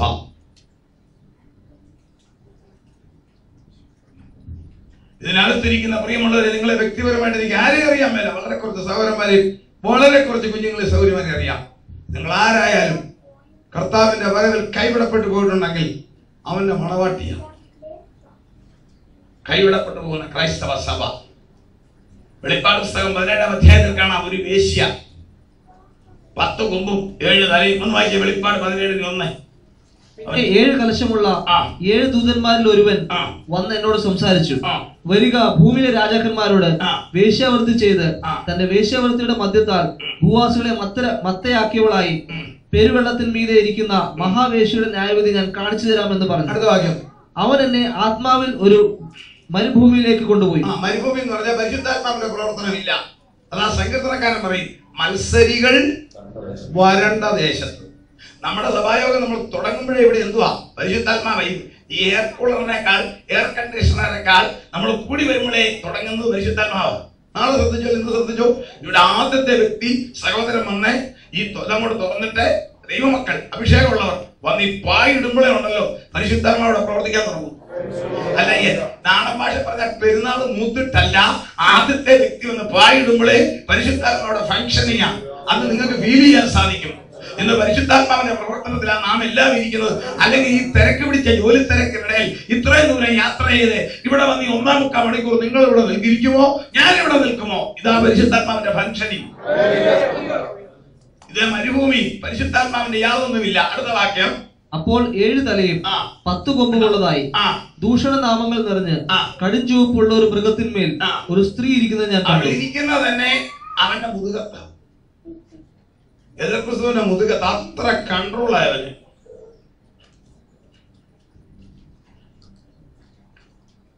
റിച്ചാർഡ് ഉംബ്രാണ്ട് എന്ന് പറഞ്ഞ ഒരു ദൈവദാസൻ ഹംഗേറിയക്കാരൻ എഴുതിയൊരു പുസ്തകമുണ്ട്, ടോർച്ചർ ഫോർ ക്രൈസ്റ്റ്. അത് വായിച്ചിട്ടുള്ള ആരെങ്കിലും ഉണ്ടോ? ഉണ്ടെന്ന് കൈ നോക്കണം. ഇല്ലേ ഒന്ന് മേടിച്ച് വായിച്ചു നോക്കണം. ഇവിടെ കിട്ടുകയല്ലേ, ഓയമലൊക്കെ കിട്ടും. ഒരു നിഴല. ഹംഗേറിയ കമ്മ്യൂണിസ്റ്റുകാർ പിടിച്ചു. കമ്മ്യൂണിസം തുടങ്ങാൻ പോവുക. അതിന്റെ ഉദ്ഘാടനത്തിന് ക്ഷണിച്ചത് സോവിയറ്റ് റഷ്യയുടെ പ്രസിഡന്റ് ജോസഫ് സ്റ്റാലിനെ. അദ്ദേഹം ഹംഗേറിയിൽ ചെന്നു. റിച്ചാർഡ് ഉംബ്രാണ്ട് എഴുതിയിരിക്കുന്ന അദ്ദേഹം പറഞ്ഞു, ഇവിടെ നന്നാകണമെങ്കിൽ ഇവിടുത്തെ സഭ ഇല്ലാതാകണം, ക്രിസ്ത്യാനിറ്റി. അതിനാദ്യം ചെയ്യേണ്ട ഇവിടുത്തെ ബിഷപ്പുമാരെല്ലാം വെടിവെക്കും. അദ്ദേഹം പറഞ്ഞു, അതിനൊരു കാര്യം ചെയ്യും, ഉദ്ഘാടനത്തിന് അവരെല്ലാം ക്ഷണിക്കും. ഞാൻ ചില കാര്യം അവരോട് ചോദിക്കാം. അവരെതിർക്കും. അന്നേരം എവിടെ വെച്ചോളൂ. ബിഷപ്പുമാരെല്ലാം കൊണ്ട് തീർച്ചയായും. റിച്ചാർഡ് ഉംബ്രാണ്ട് ഭാര്യ ഓഡിയൻസിനിടയിൽ ഇരിപ്പുണ്ട്. ഇദ്ദേഹം പറഞ്ഞു, സ്റ്റാലിൻ പറഞ്ഞു, ഇതൊരു പുതിയ സംവിധാനമാണ് കമ്മ്യൂണിസം. മതം എന്നൊക്കെ പറയുന്നത് കളിക്കിരി കേസ്. ദൈവത്തിന്റെ പേരിൽ മുതലെടുപ്പ് നടത്തുക. നമുക്ക് ഇതിന്റെ ആവശ്യമില്ല. എല്ലാം ഒന്ന്, ചെറുതും വലുതൊന്നുമില്ല. അങ്ങനെ ഒരു പ്രഭാഷണം. എന്നിട്ട് അദ്ദേഹം ചോദിച്ചു, ബിഷപ്പുമാരുടെ അഭിപ്രായം എന്താ? അവർ തീർച്ചയായിട്ടും എതിർക്കും. ആന്റിസിപ്പേറ്റ് ചെയ്ത് അങ്ങനെ അന്നേരം വെടിവെക്കാൻ സീനിയർ ബിഷപ്പ് ഇങ്ങോട്ട് വന്നു. സ്റ്റേജിലോട്ട് റിച്ചാർഡ് ഉംബ്രാണ്ട് എഴുതിയിരിക്കുക. അദ്ദേഹത്തിന് മൈക്ക് കൊടുത്തു. അദ്ദേഹം ഇങ്ങനെ മൈക്ക് ഇങ്ങനെ പൊക്കി പിടിച്ചപ്പം ഓഡിയൻസിനെല്ലാം ഒരു അതിശയം. പുള്ളിയുടെ ഈ കുപ്പായം ഉണ്ടല്ലോ, ഇവിടെ തുന്നി വെച്ചിരിക്കുന്ന അരിവാളും ചുറ്റിയെ. എന്നിട്ട് അദ്ദേഹം പറഞ്ഞു, ഞങ്ങളുടെ കർത്താവായ യേശുക്രിസ്തു വിഭാവന ചെയ്ത രാജ്യമായി ഇത് നിങ്ങൾ ഈ നടത്തുന്നത്. ഒരു വസ്ത്രം 2 ഉള്ളത് ഒരെണ്ണം ഇല്ലാത്തവന് കൊടുക്കാനാ യേശു പറഞ്ഞത്. ഇപ്പൊ അതാ ഇവിടെ നടക്കുന്നത്. കൂട്ടുകാരനെ, നിന്നെ വാക്യം കൊണ്ടുവന്നതുണ്ടോ? ഏതിനും വാക്യം കൊണ്ടുവരാം. ആത്മഹത്യക്കും വാക്യം കണ്ടുപിടിക്കാം ബൈബിളിനകത്ത്, അല്ലെ? നീയും പോയി അതുപോലെ ചെയ്തോളാം. പണ്ടൊരാൾ പറഞ്ഞത്, ആത്മഹത്യക്കും വാക്യം കണ്ടുപിടിക്കുന്നവരുണ്ട്, പ്രേമിക്കാനും വാക്യം കണ്ടുപിടിക്കുന്നവരുണ്ട്, മോഷ്ടിക്കാനും വാക്യം കണ്ടുപിടിക്കും. അതൊക്കെ സാധാരണ ടെക്നിക്കാണ്. ഇതിനെല്ലാം വാക്യം കണ്ടുപിടിക്കും. ഇവര് വാക്യം കണ്ടുപിടിച്ചു, നിന്നെ പോലെ നിന്റെ അയൽക്കാരനെ സ്നേഹിക്കണം എന്നാണ് ക്രിസ്തു പറഞ്ഞിരിക്കുന്നത്. അതാ നിങ്ങൾ ഇവിടെ പറയുന്നത്, ഞങ്ങൾ അത് അംഗീകരിച്ചിരിക്കുന്നു. അന്നേരം സ്റ്റാലിൻ പറഞ്ഞു, വെടിവെക്കാനല്ല പറഞ്ഞത്, ഇന്നു മുതൽ ഇവർക്ക് ഗവൺമെന്റ് ശമ്പളം കൊടുക്കാൻ. അന്നേരമാണ് റിച്ചാർഡ് മുക്രാണിന്റെ ഭാര്യ അദ്ദേഹത്തോട് ചോദിച്ചു, വയ്യാതെ സിറ്റിംഗ് എഴുന്നേറ്റ് ഈ ക്രിസ്തുവിന്റെ നിന്നയെ കളയാൻ വരെയെന്ന് ചോദിച്ചു. ഉടനെ ഈ പുള്ളിക്കാരൻ ഭാര്യയോട് പറഞ്ഞു, ഞാൻ ഇപ്പൊ എഴുന്നേറ്റാൽ നിനക്ക് ഭർത്താവ് നഷ്ടപ്പെടും. ഉടനെ ആ ഭാര്യ പറഞ്ഞു, കേൾക്കണോ, എനിക്കൊരു ഭീരുവായ ഭർത്താവിനെ വേണ്ട. എനിക്ക് അങ്ങനത്തെ ഒരു ഭർത്താവിനെ വേണ്ടെന്ന് അദ്ദേഹം എഴുന്നേറ്റു. അതിനകൊണ്ട് ഫ്രിഡ്ജിനകത്ത് വെച്ച് അയാൾ ഉപദ്രവിച്ചത്. ഇതൊരു നിഴല. ഒരു കേവലം സോഷ്യലിസത്തിന്റെ പേരിൽ ഒരു പ്രസംഗം നടത്തിയപ്പം അവരെ അനുകൂലിച്ച് വേദപുസ്തകത്തിന്റെ വാക്യങ്ങളെ കോട്ടിയ ക്രൈസ്തവ നേതാക്കന്മാർ അന്നുണ്ടായെങ്കിൽ പരിശുദ്ധാത്മാവിന്റെ അഭിഷേകമില്ലാതെ കൈവിടപ്പെട്ടു പോകുന്നതെല്ലാം ഇവന്റെ തോളെ കയറി ഇരുന്നിച്ച് പറയും, നീ തന്നെ ദൈവം. തോളെ 6-ാം വാക്യത്തിലുണ്ട് ഒരു വാക്യം, അതാ ഏറ്റവും ചിന്തിച്ചോണം. ഒരു വാക്യമുണ്ട്, യോഹന്നാൻ പറയുന്നുണ്ട്, 6-ാം വാക്യം, വിശുദ്ധന്മാരുടെ രക്തവും യേശുവിന് സാക്ഷികളുടെ രക്തവും സ്ത്രീ ആരാണെന്ന് കാണിക്കാനാ, കേട്ടോ. സ്ത്രീ മത്തയായിരിക്കുന്നത് ഞാൻ കണ്ടു. അടുത്ത വാക്യം, അവളെ കണ്ടിട്ട് അത്യന്തം ആശ്ചര്യപ്പെട്ടു. ഞാൻ പേടിച്ചെന്നല്ല, ഞാൻ ആശ്ചര്യപ്പെട്ടു. എന്താ ആശ്ചര്യപ്പെട്ടത്? നിങ്ങൾക്ക് എത്ര മനസ്സിലാവും എനിക്കറിയാം. വലിയൊരു ഉദാഹരണം ഞാൻ പറയാം. സഹോദരന്മാരെ, നാട്ടിലൊക്കെ ഒരു നോക്കണം. നമ്മുടെ കേരളത്തിൽ വന്നാൽ പട്ടണങ്ങളിലും ചെറിയ പട്ടണങ്ങളിലും എല്ലാം ഒരു ക്യൂ ഉണ്ട്. എന്നോ ഓർഡറിലാണ് നിൽക്കുന്നറിയോ? കണ്ടോ, ശരിക്കുന്നുണ്ടോ? കറിക്ക് ഉപ്പ് കുറഞ്ഞ പ്ലേറ്റ് പറപ്പിക്കുന്നവനും അവിടെ കുഞ്ഞാടിനെ പോലെ നിൽക്കുന്നത്, അല്ലേ? ആ ഒരു ക്യൂ. വീട്ടിൽ ശകലൻ ഭാര്യ കാപ്പി കൊടുത്ത് തണുത്തിട്ടുണ്ടെങ്കിൽ അവിടെ ഇരിക്കെ ചൂടാകുന്ന ഉള്ളി, ഇവിടെ നിൽക്കുന്നത് ആട്ടുകുട്ടിയെ പോലെ ഒരു ക്യൂ. ഇനി അവർക്ക് പോകാൻ നോക്കിക്കണം. ആ ക്യൂ ആണ് കേരള ഗവൺമെന്റിന്റെ ബെവറേജ് കോർപ്പറേഷന്റെ മുമ്പിലുള്ള ക്യൂ. വിദേശ മദ്യശാലയുടെ മുമ്പിൽ മേടിക്കാൻ നിൽക്കുന്ന ക്യൂ. ക്ഷമയോടെ നിൽക്കും. നിങ്ങൾ അതിലെ കടന്നു പോകുന്നു, സങ്കല്പിച്ചു. നിങ്ങൾ പോകുമ്പോൾ ഒത്തിരി പേര് നിൽക്കുന്നു, നിങ്ങൾക്ക് ഒരു പ്രശ്നവുമില്ല. ഇത് ബെവറേജ് കോർപ്പറേഷന്റെ ക്യൂവാ, അവിടെ മേടിക്കാൻ നിൽക്കാം, നിങ്ങൾ ധരിക്കത്തുള്ളൂ. എന്നാൽ നാളെ നിങ്ങൾ വരികയെന്ന് വിചാരിച്ചു. നിങ്ങൾ മാവേലിക്കരൊക്കെ വരിക, ചെങ്ങന്നൂർ വരിക, കോട്ടയം വരിക. നിങ്ങൾ നോക്കുമ്പോ ആ ക്യൂ തോമസ് മാമനെ നിൽക്കുന്നു. നിൽക്കത്തില്ലേ? 100% നിൽക്കത്തില്ല. എങ്കിലും നിങ്ങളെ മനസ്സിലാക്കാനാ, നിങ്ങൾക്ക് പേടിയല്ല, ആണോ? ദുഃഖമാണോ? അല്ല. അയ്യോ, 10-13 ദിവസം അവിടെ വന്ന് ഈ കീറിയ ഉള്ളിയാണോ ഈ നിൽക്കുന്നത്? ഇതാണ് മൈ മാർവൽ. ഞാൻ അതിശയിച്ചു. കാരണം പിതാവിന്റെയും പുത്രന്റെയും പരിശുദ്ധാത്മാവിന്റെ നാമത്തിൽ ദൈവത്തെ ആരാധിച്ച ഉള്ളികൾ, യേശുവിനെ ആരാധിച്ചെന്ന് പറഞ്ഞ ഉള്ളികൾ കേറിയിരിക്കുന്ന യേശുക്രിസ്തുവിന്റെ തോളെ. കൈവിടപ്പെട്ടു പോകുന്ന ക്രൈസ്തവ സഭ യേശുക്രിസ്തുവിന്റെ 8ാമത്തെ രാജമുടി. അതിന്റെ പ്രഭാഷണം കേൾക്കുന്ന ഒരാൾക്കും ഉണ്ടാകരുതെന്നാണ് എന്റെ ആഗ്രഹം. നമ്മളതിൽ വീഴരുതേ. പൗലോസ് പറഞ്ഞത് അതാണ്. ഞാൻ നിങ്ങളെ ക്രിസ്തു എന്ന ഏകപുരുഷനെ നിർമ്മല കന്യകയെ ഏൽപ്പിപ്പാൻ വിവാഹ നിശ്ചയം ചെയ്തിരിക്കുന്നു. I have supposed to you only for one husband. പക്ഷെങ്കിൽ നിങ്ങളുടെ മനസ്സ് ക്രിസ്തുവിനോടുള്ള ഏകാഗ്രതയും നിർമ്മലതയും വിട്ട് വഷളായി പോകുമോ എന്ന് ഞാൻ ഭയപ്പെടുന്നു. ഇതാണ് കൈവിടപ്പെട്ടു പോകുന്ന ക്രൈസ്തവ സഭ. അത് വരാൻ പാടില്ല. കർത്താവ് പറഞ്ഞിരിക്കുന്നത്, അവൻ അവളെ വചനത്തോടു കൂടിയ ജലസ്നാനത്താൽ വെടിപ്പാക്കി, കറ, ചുളുക്കം, വാട്ടം, മാലിന്യം ഒന്നുമില്ലാത്തത്. ഞാനൊരു 4-5 വിത്തൗട്ട് പറയാം. അതാണ് ഈ കൈവിടപ്പെട്ടു പോകുന്ന ക്രൈസ്തവ സഭയുടെ ലക്ഷണം. 1, കൈവിടപ്പെട്ട ഒരു ഡിനോമിനേഷൻ അല്ല, നോ, ഒരു ക്യാരക്ടറാണ് കൈവിടപ്പെട്ടു പോകുന്ന ക്രൈസ്തവ സഭയുടെ ലക്ഷണം. നമ്പർ 1, എല്ലാം വിത്തൗട്ട് ലവ്, വിത്തൗട്ട് ഡെൻസിറ്റി, സാന്ദ്രതയില്ലാത്ത സ്നേഹം. സഭകളിൽ തമ്മിൽ സ്നേഹമില്ല. തമ്മിൽ സ്നേഹമില്ലാത്ത ഏത് സഭയാണെങ്കിലും അവന്റെ മണവാട്ടിയാണ്. ലവ് വിത്തൗട്ട് ഡെൻസിറ്റി, സ്നേഹമുണ്ട്, ആഴമില്ല. ശ്രദ്ധിച്ചോണം എല്ലാവരും, ഞാനും നിങ്ങളും എല്ലാം നമുക്ക് ശ്രദ്ധിച്ചോണം. നമ്മൾ പറയാം നമ്മൾ മണവാട്ടി സഭയാണ്, വെരി നൈസ്. മറ്റേ ക്യാരക്ടർ കയറ്റാൻ സാത്താൻ നോക്കും, നമ്മുടെ സ്നേഹം നശിപ്പിക്കാൻ നോക്കും. നമുക്ക് തന്നിരിക്കുന്ന സ്നേഹത്തിന് ഫോർമാറ്റ് ഉണ്ട്. സ്നേഹത്തിന് 2 മുള്ളുകമ്പി അടിക്കണം.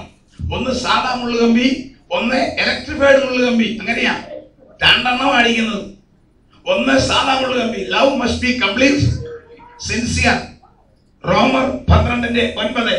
സ്നേഹം നിർവ്യാജം, ഒരു ഉദ്ദേശവും കാണരുത്, ഒരു ലക്ഷണവും കാണരുത്. 2 ഇലക്ട്രിഫൈഡ്. കൊലോസ്യർ 1:8. നിങ്ങൾക്ക് ആത്മാവിനാലുള്ള സ്നേഹം. എന്തോ സ്നേഹമാ അതുണ്ടെങ്കിൽ പിശാചി കയറത്തില്ല. ഇന്ന് എന്തുവാ ലോകത്തിലെ സ്നേഹം? Love without density. ഒരാൾ മരിച്ച കഥ കേട്ടു, നടന്നാണോ എനിക്ക് അറിയാൻ മേല. ഒരച്ചായൻ സുഖമില്ലാതെ കിടന്ന്, പാരാലിസിസ്, കൈകാലൊക്കെ തളർന്ന് കിടക്കുക. ഭാര്യ ആ അമ്മാമ കഞ്ഞിയെല്ലാം കൊടുക്കും, വായിക്കോരി കൊടുക്കും. കുടിക്കത്തൊന്നുമില്ല, അതിന് പോലും ആയില്ല. മിക്സിയിൽ അടിച്ച് വെള്ളമാക്കിയാ കൊടുക്കുന്നത്. കുളിക്കാൻ പോലും മേലെ, പാരാലിസിസ് ആണെന്നാ പറയുന്നത്, ഡയബറ്റിക് എല്ലാം വർദ്ധിച്ച്. ഈ സ്പൂണ് കൊണ്ട് ഇങ്ങനെ കടത്തി വലുതാക്കി ഒഴിച്ചു കൊടുക്കും. ഒടുവിൽ അച്ചായൻ മരിച്ചു. ശവസംസ്കാര ശുശ്രൂഷയെല്ലാം വീട്ടിലെ വെച്ച് ഭംഗിയായിട്ട് തീർത്തു. പ്രാർത്ഥിച്ചു. സെമിത്തേരിയിലോട്ട് കൊണ്ടുപോകാൻ 3-4 ചെറുപ്പക്കാർ കൊണ്ടുവന്നു. ഈ പെട്ടിയെടുത്തു, ആംബുലൻസ് വെക്കാൻ അവർ കൊണ്ടുപോയി വഴി ചെറുപ്പക്കാർ അവർ ധൃതി കൊണ്ടുപോയ വഴി അബദ്ധത്തിൽ ഈ പെട്ടിയുടെ കാലിന്റെ ഭാഗം വീടിന്റെ ഇരുമ്പ് കയറ്റിയാൽ ഒരടി, പെട്ടി ഒന്ന് ഷെയ്ക്കായി. അതിനകത്ത് കിടന്ന് അച്ഛൻ കണ്ണു തുറന്നു. ശവം കണ്ണു തുറന്ന് പിള്ളേർ പേടിച്ച് ഇട്ടച്ചു പോയി. ഭാര്യയ്ക്ക് കളയാനൊക്കെ കൊണ്ടകത്ത് ടീച്ചു. ഇത് മരിച്ചതല്ലായിരുന്നു. ഈ പുള്ളി പാരാലിസിസ് ആയിട്ട് മിണ്ടാനും ശേഷിയില്ല, അനങ്ങാനും ശേഷിയില്ലാതെ ഇങ്ങനെ തളർന്ന് കിടന്നു പോയതാ. അപ്പൊ ഇവരോർത്ത മരിച്ചതാണ്. പഴയ കാലത്തൊക്കെയാണ് ഈ മരിച്ചു കഴിയുമ്പോൾ നമ്മുടെ പിതാക്കന്മാരും കാരണന്മാരും ഈ പച്ചവെള്ളത്തിൽ കുളിപ്പിക്കും. എന്തിനാ? വല്ല തട്ടുകേട് വന്നാൽ വെള്ളം വീഴുമ്പോൾ കണ്ണു തുറക്കാൻ. ഇപ്പോഴത്തെ പരിഷ്കാരം എങ്ങനെയാണെന്നറിയാവോ? ഒരു 3-4 ലിറ്റർ സ്പിരിറ്റ് മേടിച്ച് അവിടെ തൂക്കും. ആ മക്കൂടെ ചെന്നപ്പോ പുള്ളിക്ക് ഒന്നുകൂടെ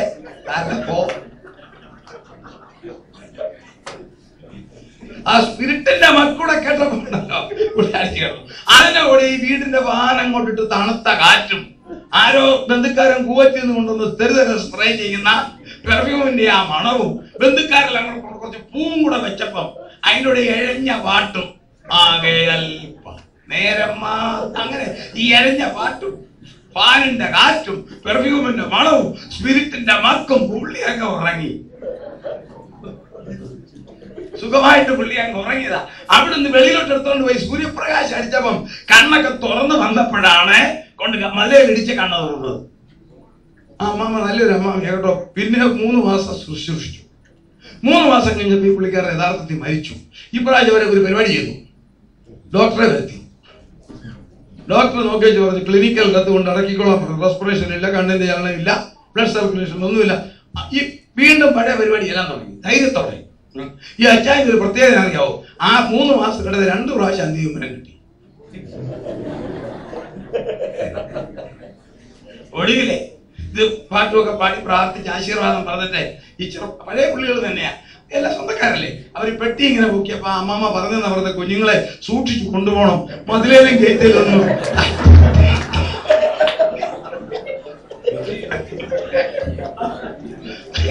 മതിലേലും ഗേറ്റിലും തട്ടുക മുട്ടുക ചെയ്യാതെ സൂക്ഷിച്ചു കൊണ്ടേ ആംബുലൻസ് വെക്കണം. എന്നാ നീയൊക്കെ ഒന്ന് മുട്ടിച്ചതിനെ ഞാൻ 3 മാസം അനുഭവിച്ചു.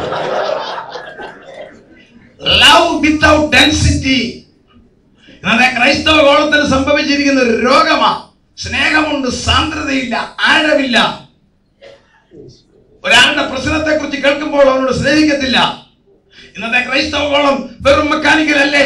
Love without density. 2 എതിർ ക്രിസ്തവന്റെ മണവാട്ടിയുടെ സ്വഭാവമാ.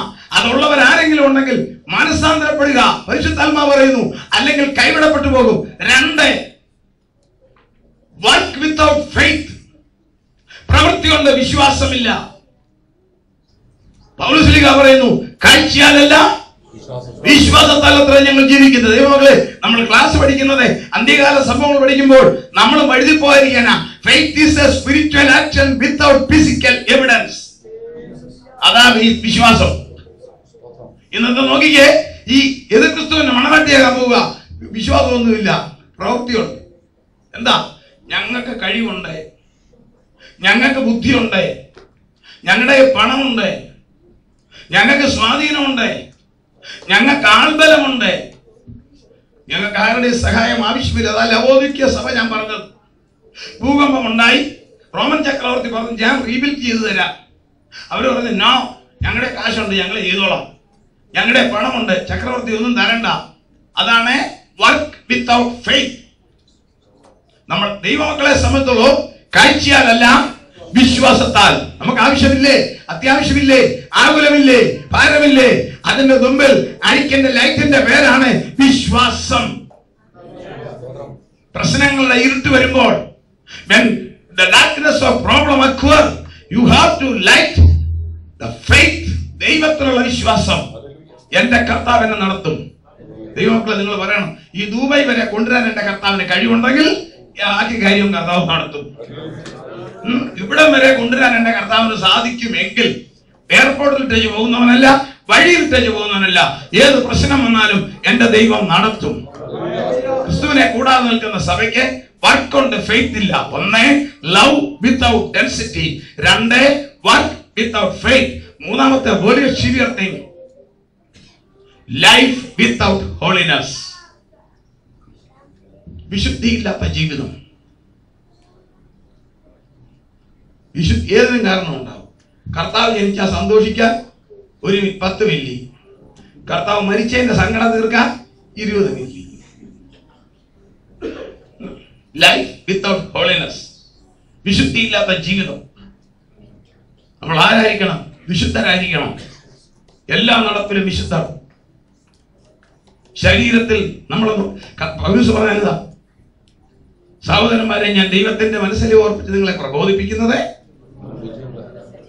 നിങ്ങൾ ബുദ്ധിയുള്ള ആരാധനയെ. എന്തോ ബുദ്ധിയുള്ള ആരാധന? നിങ്ങളുടെ ശരീരത്തെ ജീവനും വിശുദ്ധിയും ദൈവത്തിന്റെ പ്രസാദവുമുള്ള യാഗം. നമ്മുടെ ശരീരവുമായി നമ്മൾ ആലയത്തിൽ വരുമ്പോൾ യാഗം കഴിക്കാൻ വരിക. ശരീരം വരുന്നത് യാഗം കഴിക്കാനാണ്. അപ്പൊ യാഗവസ്തുവിനെ എങ്ങനെ കൊണ്ടുവരണം എന്നാലോചിച്ച് നോക്കി. ഓരോരുത്തർ യാഗം കഴിക്കാൻ പോകുന്നത് കാണാൻ വില. എത്ര പൊട്ട, എത്ര നിറം, എന്തെല്ലാവാ യാഗം കഴിക്കാൻ പോവുക ഇല്ലേ? പാടില്ല. നമ്മുടെ ശരീരത്തെ നമ്മൾ വിശുദ്ധി നിർത്തണം. ഇത് യാഗം കഴിക്കാനുള്ള ശരീരം, സ്തുതികളും സ്തോത്രങ്ങളുമാകുന്ന യാഗം കഴിക്കുന്നത്. നമ്മള് യാഗം കഴിക്കാൻ വരുമ്പോൾ നമ്മൾ അതിന് തക്കവണ്ണം വേണം വരാൻ. ലോകത്തിലേക്ക് നോക്കിക്കേ, എവിടം വരെ അധപ്പതിച്ചു. അതാണ് എതിർ ക്രിസ്തുവിന്റെ മണവാട്ടി. എതിർ ക്രിസ്തുവിന്റെ മണവാട്ടി. ശരീരത്തെ യോഗ്യമായി അലങ്കരിക്കാൻ പരിശുദ്ധാത്മാവ് പറയുന്നുണ്ട്. ബുദ്ധി ഉപദേശിക്കുന്നു, ബുദ്ധി പറയുന്നു. നമ്മുടെ ബോഡിയോട് നമ്മൾ വിശ്വസ്ത പുലർത്തണം, നീതി പുലർത്തണം. നമ്മുടെ ശരീരത്തെ ശുചിത്വമായി സൂക്ഷിക്കണം. അതൊക്കെ നമുക്കറിയാം. പക്ഷെങ്കിൽ നമ്മുടെ ശരീരത്തെ നമ്മൾ വിരൂപമാക്കിയാൽ നമ്മൾ ആരാന്നറിയാമോ? എതിർ ക്രിസ്തുവിന്റെ മണവാട്ടിയാവും. ഒരിക്കലും അലങ്കാരം അപലക്ഷണമാകരുത്. അലങ്കരിക്കണം. മുടി ചീകണം, അല്ലെങ്കിൽ അപ്പറായിട്ടോണ്ട് വരാനല്ല. മുടി ചീക നീറ്റാക്കണം, ചീകണ്ടിയ പോലെ ചെയ്യണം. വേണ്ടേ? അതെല്ലാം വേണം. അലങ്കരിക്കേണ്ടത് പോലെ അലങ്കരിക്കണം. ആവശ്യമില്ലാതെ കയറ്റിയാൽ അത് മറ്റേ പുള്ളിയെ പ്രസാദിപ്പിക്കാൻ പിശാചിനെ. കർത്താവിന് വേണ്ടിയത് നമ്മളെ സൃഷ്ടിച്ചത് കർത്താവാ. ഇവിടെ ഇരിക്കുന്ന നിങ്ങളെ എനിക്കും മാക്സിമം എന്തുമാത്രം സൗന്ദര്യം വേണമെന്ന് തീരുമാനിച്ചിരിക്കുന്ന തമ്പുരാന്. നമുക്കും നമ്മുടെ കുഞ്ഞുങ്ങൾക്കും എന്തുമാത്രം സൗന്ദര്യം വേണമെന്ന് തീരുമാനിച്ചിരിക്കുന്ന ആരാ? കർത്താവ്. ആ തന്നിരിക്കുന്ന സൗന്ദര്യത്തെ keep up on that condition. അത് തമ്മിലെ ചുമതലയാ. അതിനപ്പുറം കയറിയാലോ? നല്ല ബുദ്ധിയിലും ചിന്തിച്ചു നോക്കി. അതിനപ്പുറം കയറാൻ പോകുമ്പോൾ കൊമേഴ്സ്യൽ വേൾഡ് അവർ പല പരിപാടി ലോകത്ത് ചെയ്തു വെച്ചിട്ടുണ്ട്.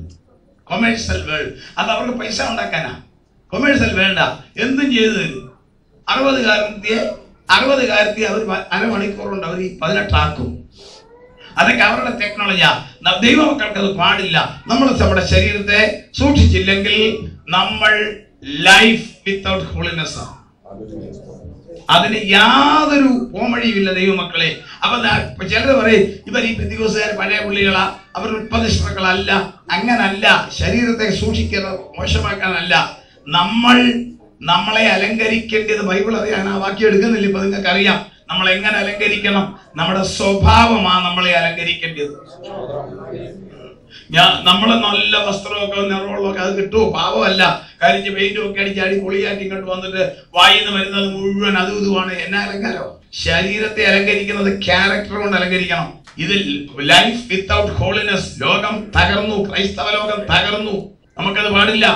1 love without, 2 work without faith, 3 ഞാനിത് അങ്ങോട്ട് പറഞ്ഞു തീർക്കാൻ അനുവദിക്കും. നീ എന്റെ പരിശുദ്ധാത്മാവിന്റെ ഉള്ളിൽ പറയുക. എന്തിനാ? നിങ്ങളാരും മോശക്കാരല്ല, എനിക്കറിയാം. നിങ്ങളെ കണ്ടാൽ അറിയാം നിങ്ങൾ ദൈവമക്കളാ. ഇനി ആ ഗതികൾ വരരുതേ. ആവശ്യമില്ലാത്ത അനാത്മീയര് കാണിക്കുന്നത് നമ്മൾ കോപ്പി ചെയ്യരുതേ. അവർ ചെയ്തോട്ടെ, നമ്മൾ സ്വർഗത്തിൽ പോകാനുള്ളവരാ, അവർ ഇവിടെ ഇരിക്കാനുള്ളവരാ. നമ്മളത് കോപ്പി ചെയ്യരുതേ. നമ്മളിലേക്ക് ഇത് വന്നുകൊണ്ടിരിക്കുക അല്ലേ? പെന്തിക്കോസ്തുകാരുടെ ഇടയിലേക്ക് ഇതെല്ലാം കയറി വരിക. അതിനെ നമ്മൾ ബ്ലോക്ക് ചെയ്യണം. നമ്മൾ 18-ാം നൂറ്റാണ്ടിൽ പോകാനല്ല. നോ, നമ്മൾ 21st സെഞ്ച്വറി തന്നെ ജീവിക്കണം. പക്ഷേ 21st സെഞ്ച്വറിയിൽ നമ്മൾ ദൈവമക്കളായിട്ട് ജീവിക്കണം. ദൈവമക്കളായിട്ട് ജീവിക്കണം. നമ്മൾ എപ്പോഴും ഒരു കാര്യം ഓർത്തോണേ, നമ്മൾ സ്വർഗത്തിൽ പോകാനുള്ളവരാ. അതാണ് life without holiness. 4 worship without Holy Spirit. ക്രിസ്തുവിനെ കൂടാതെ ജീവിക്കുന്ന അല്ലെങ്കിൽ ഇത് ക്രിസ്തുവിന്റെ മണവാട്ടിയുടെ 4ാമത്തെ സ്വഭാവമാണ് വർഷിപ്പ് ഉണ്ട്. പക്ഷെ എന്തില്ല? പരിശുദ്ധാത്മാവിന്റെ ശക്തിയില്ല. Worship without holiness. 5 കൂടുതൽ വിശദീകരിക്കാൻ ആഗ്രഹിക്കുന്നില്ല. Sexual acts without control. എതിർ ക്രിസ്തുവിന്റെ ഏറ്റവും ശക്തമായ കൺട്രോളിംഗ് പരിപാടി അത്. Sex is not sin but it should be controlled. നോക്കിക്കേ, കേൾക്കാൻ വലിയ വാർത്തകളൊക്കെ. ഇതെല്ലാം എതിർ ക്രിസ്തുവിന്റെ മണവാട്ടിയാകേണ്ട സഭയാ. അവന്റെ 8ാമത്തെ രാജമുടി. കൈവിടപ്പെട്ടു പോകുന്ന ക്രൈസ്തവ സഭ. ഇന്നൊരു വലിയ സമൂഹം അതിനകത്തുണ്ട്. അവരും പറയും ഞങ്ങളും ആരാധിക്കും, ഞങ്ങളും പ്രസംഗിക്കും, ഞങ്ങളും പാട്ട് പാടും, ഞങ്ങളും അന്യഭാഷ പറയും, ഞങ്ങളുടെ കയ്യിൽ ഇരിക്കുന്ന ആ ബൈബിളാ ഇത്. ഞാൻ എല്ലാത്തിനും വാക്യം അതിനകത്തുണ്ട്. അവർ കണ്ടുപിടിക്കും. മോട്ടിക്കാനും കണ്ടുപിടിക്കും, മോട്ടിക്കാനും വാക്യം കണ്ടുപിടിക്കും, അതിനൊക്കെ ഒരു വാക്യം കണ്ടുപിടിക്കും. മോട്ടിക്കാൻ കണ്ടുപിടിക്കും, പ്രേമിക്കാൻ കണ്ടുപിടിക്കും, അടിയുണ്ടാക്കാൻ കണ്ടുപിടിക്കും, സഭ പൊളിക്കാൻ കണ്ടുപിടിക്കും. വാക്യം ഉണ്ടായതിനകത്തല്ല അല്ലേ? എല്ലാം എവിടുന്നേലൊക്കെ കണ്ടുപിടിക്കും. പണ്ടത്തെ പ്രാർത്ഥിച്ച പോലെ അവൻ വായിച്ചപ്പം അവൻ നോക്കിയപ്പം ഏതോ വന്ന് കണ്ടു. ഉടനെ ശരിയാണെന്ന് അറിയാൻ 2ാമത് വായിച്ചപ്പം നീയും പോയി അങ്ങനെ ചെയ്യാൻ. നേരത്തെ വായിച്ച യൂത കെട്ടിയാ നീ അതൊന്ന്. പിന്നെ വായിച്ചപ്പോ നീയും പോയി അങ്ങനെ ചെയ്യാൻ. വാക്യം കണ്ടുപിടിക്കുവാനും പാടില്ല. നമ്മളൊരു കാര്യം മനസ്സിലാക്കണം. വചനം പരിശുദ്ധാത്മാവിന്റെ വെളിച്ചത്തിലാണ്. ആരും നമ്മളെ ടെസ്റ്റ് ചെയ്യത്തില്ല. പരിശുദ്ധാത്മാവിന്റെ വെളിച്ചത്തിൽ വചനം പഠിച്ച ഒരു കുഴപ്പമില്ല. അതിനാണ് ദൈവമക്കളെ ഈ ശ്രേഷ്ഠന്മാരായ പരിശുദ്ധാത്മാവിന്റെ അഭിഷേകമുള്ള ദൈവദാസന്മാരുടെ കീഴിൽ നമ്മൾ അഭ്യസിക്കുന്നു. അല്ലെങ്കിൽ അവനവന്റെ വീട്ടിൽ ഇരുന്നാൽ പോരെ. ഭാര്യയും ഭർത്താവും മക്കളും ഇരുന്ന് ആരാധിച്ചാൽ പോരെ. വണ്ടി പെട്രോൾ ചെലവാക്കണ്ട, ടൈം ചെലവാക്കണ്ട. എന്തിനാ വരുന്നതേ? നമ്മളിവിടെ വരുന്നതിന്റെ കാരണം കർത്താവിനാൽ നിയുക്തരും അഭിഷിക്തരും ശ്രേഷ്ഠരും വരമുള്ളവരുമായ ദൈവദാസന്മാർ നമ്മളെ പഠിപ്പിക്കുമ്പോൾ നാം കാര്യങ്ങൾ ഗ്രഹിക്കും. ഇത് അവർക്കും അവരും അപ്രവാഹം. അതിന് പല പേരുകൾ പറയും. നിനക്ക് കട്ടതയില്ല, നിനക്ക് രോഗമില്ല, നിനക്ക് അനുഗ്രഹം കൊട്ടപ്പടി, മൊത്തമായും ചില്ലറയായി. എങ്ങനെ വേണം അനുഗ്രഹം? സൈക്കിളും കൊണ്ടുവാ, കാറും കൊണ്ടുപോ. വചനവിരുദ്ധമായതല്ല. ലോകത്തിൽ നിങ്ങൾക്ക് കഷ്ടമുണ്ട്, ധൈര്യപ്പെടുവിൻ, ഞാൻ ലോകത്തെ ജയിച്ചിരിക്കുന്നു. കഷ്ടതയുണ്ട്, ഭാരമുണ്ട്. പക്ഷേ വചനമറിയാവുന്ന ദൈവദാസന്മാരുടെ കീഴിലിരിക്കുമ്പോൾ നമ്മൾ വളരും. 8ാമത്തെ രാജമുടി കൈവിടപ്പെട്ടു പോകുന്ന ക്രൈസ്തവ സഭ. 9ാമത്തെ രാജമുടി യഹൂദൻ. യോഹന്നാൻ 5:43. ഞാൻ എന്റെ പിതാവിന്റെ നാമത്തിൽ വന്നു, നിങ്ങൾ എന്നെ കൈക്കൊണ്ടില്ല. മറ്റുള്ളവർ സ്വന്തം നാമത്തിൽ വരും, നിങ്ങൾ അവനെ കൈക്കൊള്ളും. അവർ നോക്കിയിരിക്കുക മെശിഹ വരാൻ. അവർ വെളിപ്പെട്ട് കിട്ടി മെശിഹ വരും. അത്രയൊക്കെ അവർ മനസ്സിലായി. നമ്മുടെ അർമ്മകഥാ യുദ്ധം പഠിക്കുമ്പോൾ മനസ്സിലാവും. അവിടെ ഡിമാർക്കേറ്റ് ചെയ്തിട്ടിരിക്കുന്നു. പക്ഷെങ്കിൽ നമ്മുടെ കർത്താവ് രക്ഷകനായി വന്നത് അവർ അംഗീകരിക്കുന്നില്ല. അവർക്ക് മറന്നിരിക്കുന്നു നമ്മുടെ നിമിത്തം. എന്നാൽ ഇവൻ വന്ന് ഈ ദേവാലയത്തിന്റെ കാര്യമൊക്കെ പറഞ്ഞ് അതങ്ങോട്ട് കൊടുക്കുമ്പോൾ അവർ പറയും നീ ആ മെശിഹ. 5ാം മുദ്രയിൽ അവർ ഉടക്കും അത്. എന്നാൽ ഇവനെ അവർ കയ്യിലൊതുക്കും. അവൻ ഇവരെ കയ്യിലൊതുക്കും. 9. 10ാമത്തെ രാജമണി നമ്മൾ കൺവെൻഷനിൽ പബ്ലിക്കായിട്ട് പറഞ്ഞതാ. എങ്കിലും ഓടിച്ചൊന്നുകൂടെ പറയാം. എന്നിട്ട് നമുക്ക് കയറാം അടുത്ത വിഷയത്തിലേക്ക്. ദാനിയേൽ പറഞ്ഞ 7ാം അധ്യായത്തിന്റെ 24ാം വാക്യം അവന്റെ 10ാമത്തെ ഒടുവിലത്തെ രാജമുടിയാണ്. ദാനിയേൽ 7:24. രാജ്യത്തിൽ നിന്നുള്ള 10 കൊമ്പുകളോ എഴുന്നേൽപ്പാൻ 25ാമത്തെ വാക്യം മതി. 25 സമയമില്ല. അവൻ അത്യുന്നതനായവന് വിരോധമായി വമ്പ് പറയുകയും അത്യുന്നതനായവന്റെ വിശുദ്ധന്മാരെ ഒടുക്കിക്കളയുകയും സമയങ്ങളെയും നിയമങ്ങളെയും മാറ്റുവാൻ ശ്രമിക്കുകയും ഞാൻ അന്ന് പറഞ്ഞ നിയമം മാറ്റും തുടങ്ങിക്കഴിഞ്ഞില്ലേ? കൺമുമ്പിൽ കാണുന്നില്ലേ നിയമം? ഒറ്റ നിയമമേ ഉള്ളൂ ഒരു ഗവൺമെന്റും പാസ്സാക്കാത്തത്, ഒരു മതവും പാസ്സാക്കാത്ത ഒരു നിയമം, ഒരു രാജ്യവും പാസ്സാക്കാത്തത്, പാർലമെന്റും പാസ്സാക്കാത്തത്. എന്നാൽ എല്ലാവരും സ്വാഭാവികമായി അനുഷ്ഠിക്കുന്നു. കറുത്തവരും വെളുത്തവരും, educated people, non educated people എല്ലാം ഈ നിയമം അനുസരിച്ചു കൊണ്ടിരുന്നു. മനഃശാസ്ത്രജ്ഞന്മാർക്കും കുറ്റാന്വേഷണ വിദഗ്ധർക്കും ഏറ്റവും വലിയൊരു അതിശയം, കൊടും ക്രൂരകൃത്യങ്ങൾ ചെയ്യുന്നവരും സൊസൈറ്റി വെറുക്കുന്നവരുമാണ് തീവ്രവാദികൾ, പിടിച്ചുപറിക്കാർ, കൊള്ളക്കാർ. ഇവരെ സൊസൈറ്റിക്ക് പോലും വെറുപ്പ. അവരും ഈ നിയമം അനുഷ്ഠിച്ചുകൊണ്ടിരുന്നു. സൈക്കാട്രിക് വിദഗ്ധർ പറയുന്നു മെന്റൽ പേഷ്യന്റ്, ഒന്നും അറിയാൻ മേലാത്തവർ, ജനിച്ചപ്പോഴെ മാനസിക രോഗികൾ, അവർ യുവനേരെ വസ്ത്രം പോലും ധരിക്കാൻ അറിയാൻ മേല, അവരും അനുഷ്ഠിച്ചുകൊണ്ടിരുന്നു. ഏത് മോറൽ ലോ? ദൈവത്തിന്റെ രൂപത്തിലും സാദൃശ്യത്തിലും ശ്വാസത്തിലും മനുഷ്യനെ സൃഷ്ടിച്ചതിനാൽ അതിന്റെ കണ്ടിന്യൂറ്റിയാ. ഒരു പ്രായപൂർത്തിയായി കഴിയുമ്പോൾ അകത്തുനിന്ന് വരുന്ന ലോയ, ഇതെന്റെ അമ്മയാ, ഇതെന്റെ മോനാ, ഇതെന്റെ മോളാ. ആരെങ്കിലും പഠിപ്പിച്ചതാണോ? അല്ല. 2009 critical period. New world order തുടങ്ങിയത് 2009. ന്യൂ വേൾഡ് ഓർഡർ ഇത് ക്രിസ്തുവിന് വേണ്ടി, വൺ വേൾഡ് ഗവൺമെന്റ് ആരംഭമാൻ ന്യൂ വേൾഡ് ഓർഡർ അത് ആരംഭിച്ചത് 2009. ഈ പറഞ്ഞ പരിപാടി കണ്ടുപിടിച്ചത് 2009. ഏത്? അപ്പൻ മകളെ ഗർഭിണികളാക്കുന്നു. എല്ലാ രാജ്യത്തിലും. നമ്മുടെ കേരളത്തിൽ 2-3 സ്ഥലത്ത് ഇപ്പൊ ഉണ്ട്. ട്രിവാൻഡ്രത്ത് കാട്ടാക്കടയിൽ 13 വയസ്സുള്ള ഒരു പെൺകുഞ്ഞിന് 2 കുഞ്ഞുങ്ങളെ അമ്മയാക്കി സ്വന്തം അപ്പൻ.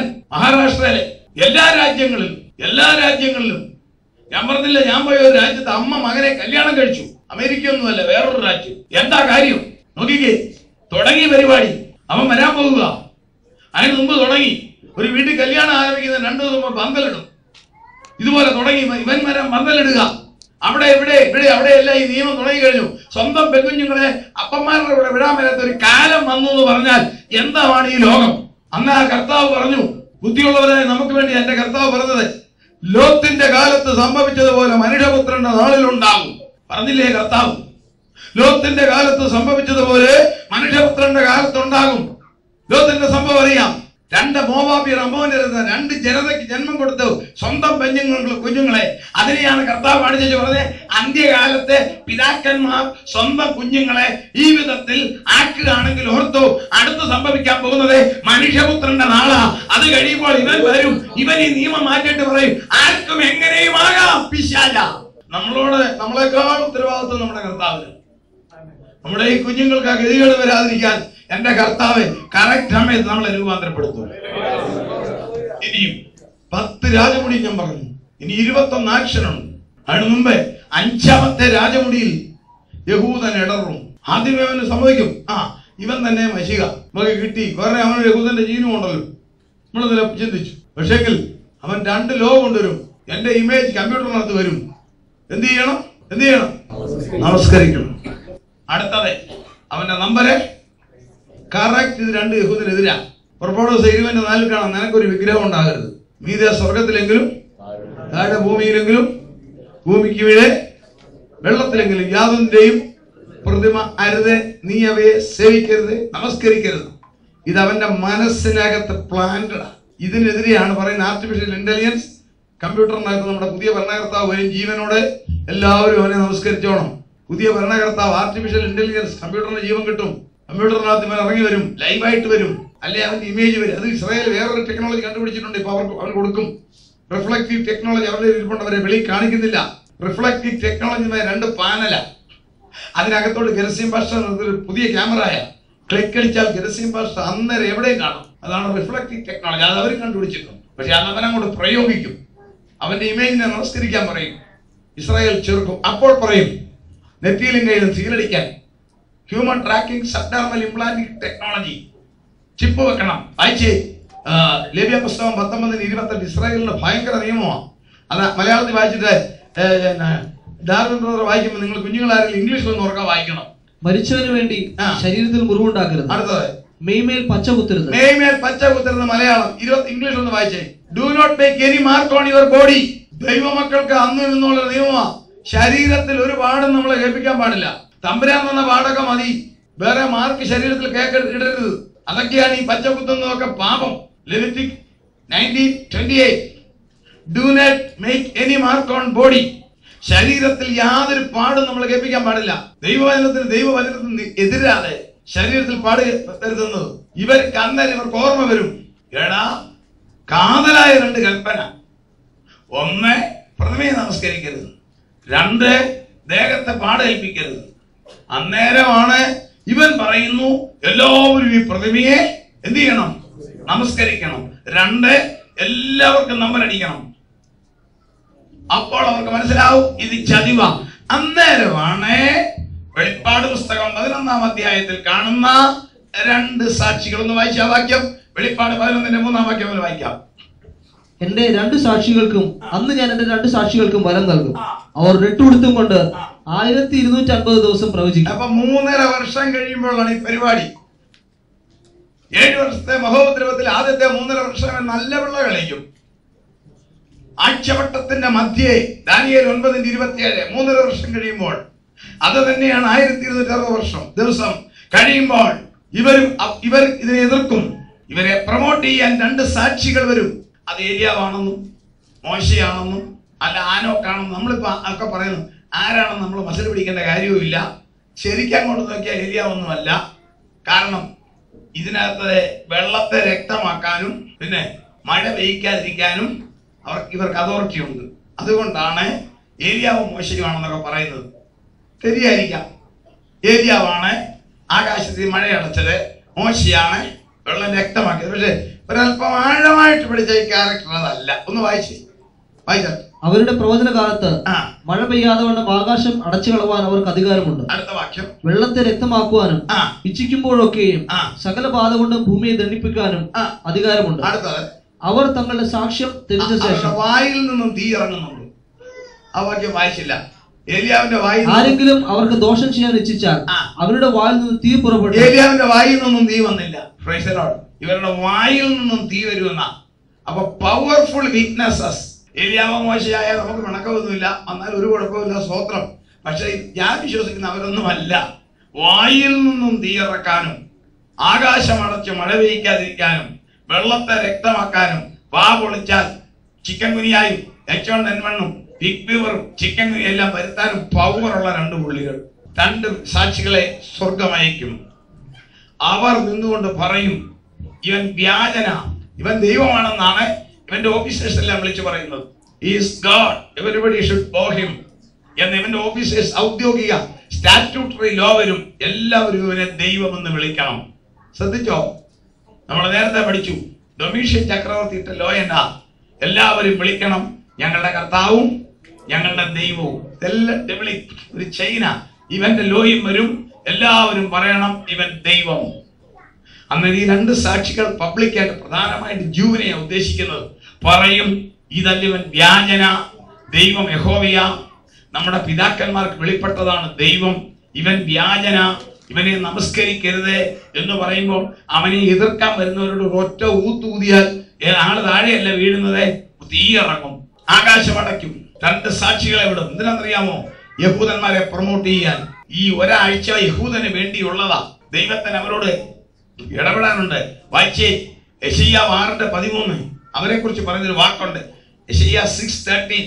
അതിൽ ഒരു ദശാംശമെങ്കിലും ശേഷിച്ചാൽ അത് വീണ്ടും നാശത്തിന് ഇരയായിത്തീരും. 6:13 കരിവേലവും എങ്കിലും കരിമാവും കരിവേലവും വെട്ടിയിട്ടാൽ അവരുടെ കുറ്റി ശേഷിച്ചിരിക്കുന്നത് പോലെ വിശുദ്ധ സന്തതി ഒരു കുറ്റിയായി ശേഷിക്കും. ധൈര്യത്തോടെ ഞാൻ പറയാം, വിശുദ്ധ സന്തതി ഒരു കുറ്റിയാ. ലോകം മുഴുവൻ നിർത്താനും എന്റെ ദൈവം തമ്പുരാൻ സൃഷ്ടിച്ചതാ. ആരെയാ? ഈ അബ്രഹാമിന്റെ ഒരു പേരുണ്ട്. എന്തുവാ? വേറൊരു പേരുണ്ട്. പ്ലസം പറ.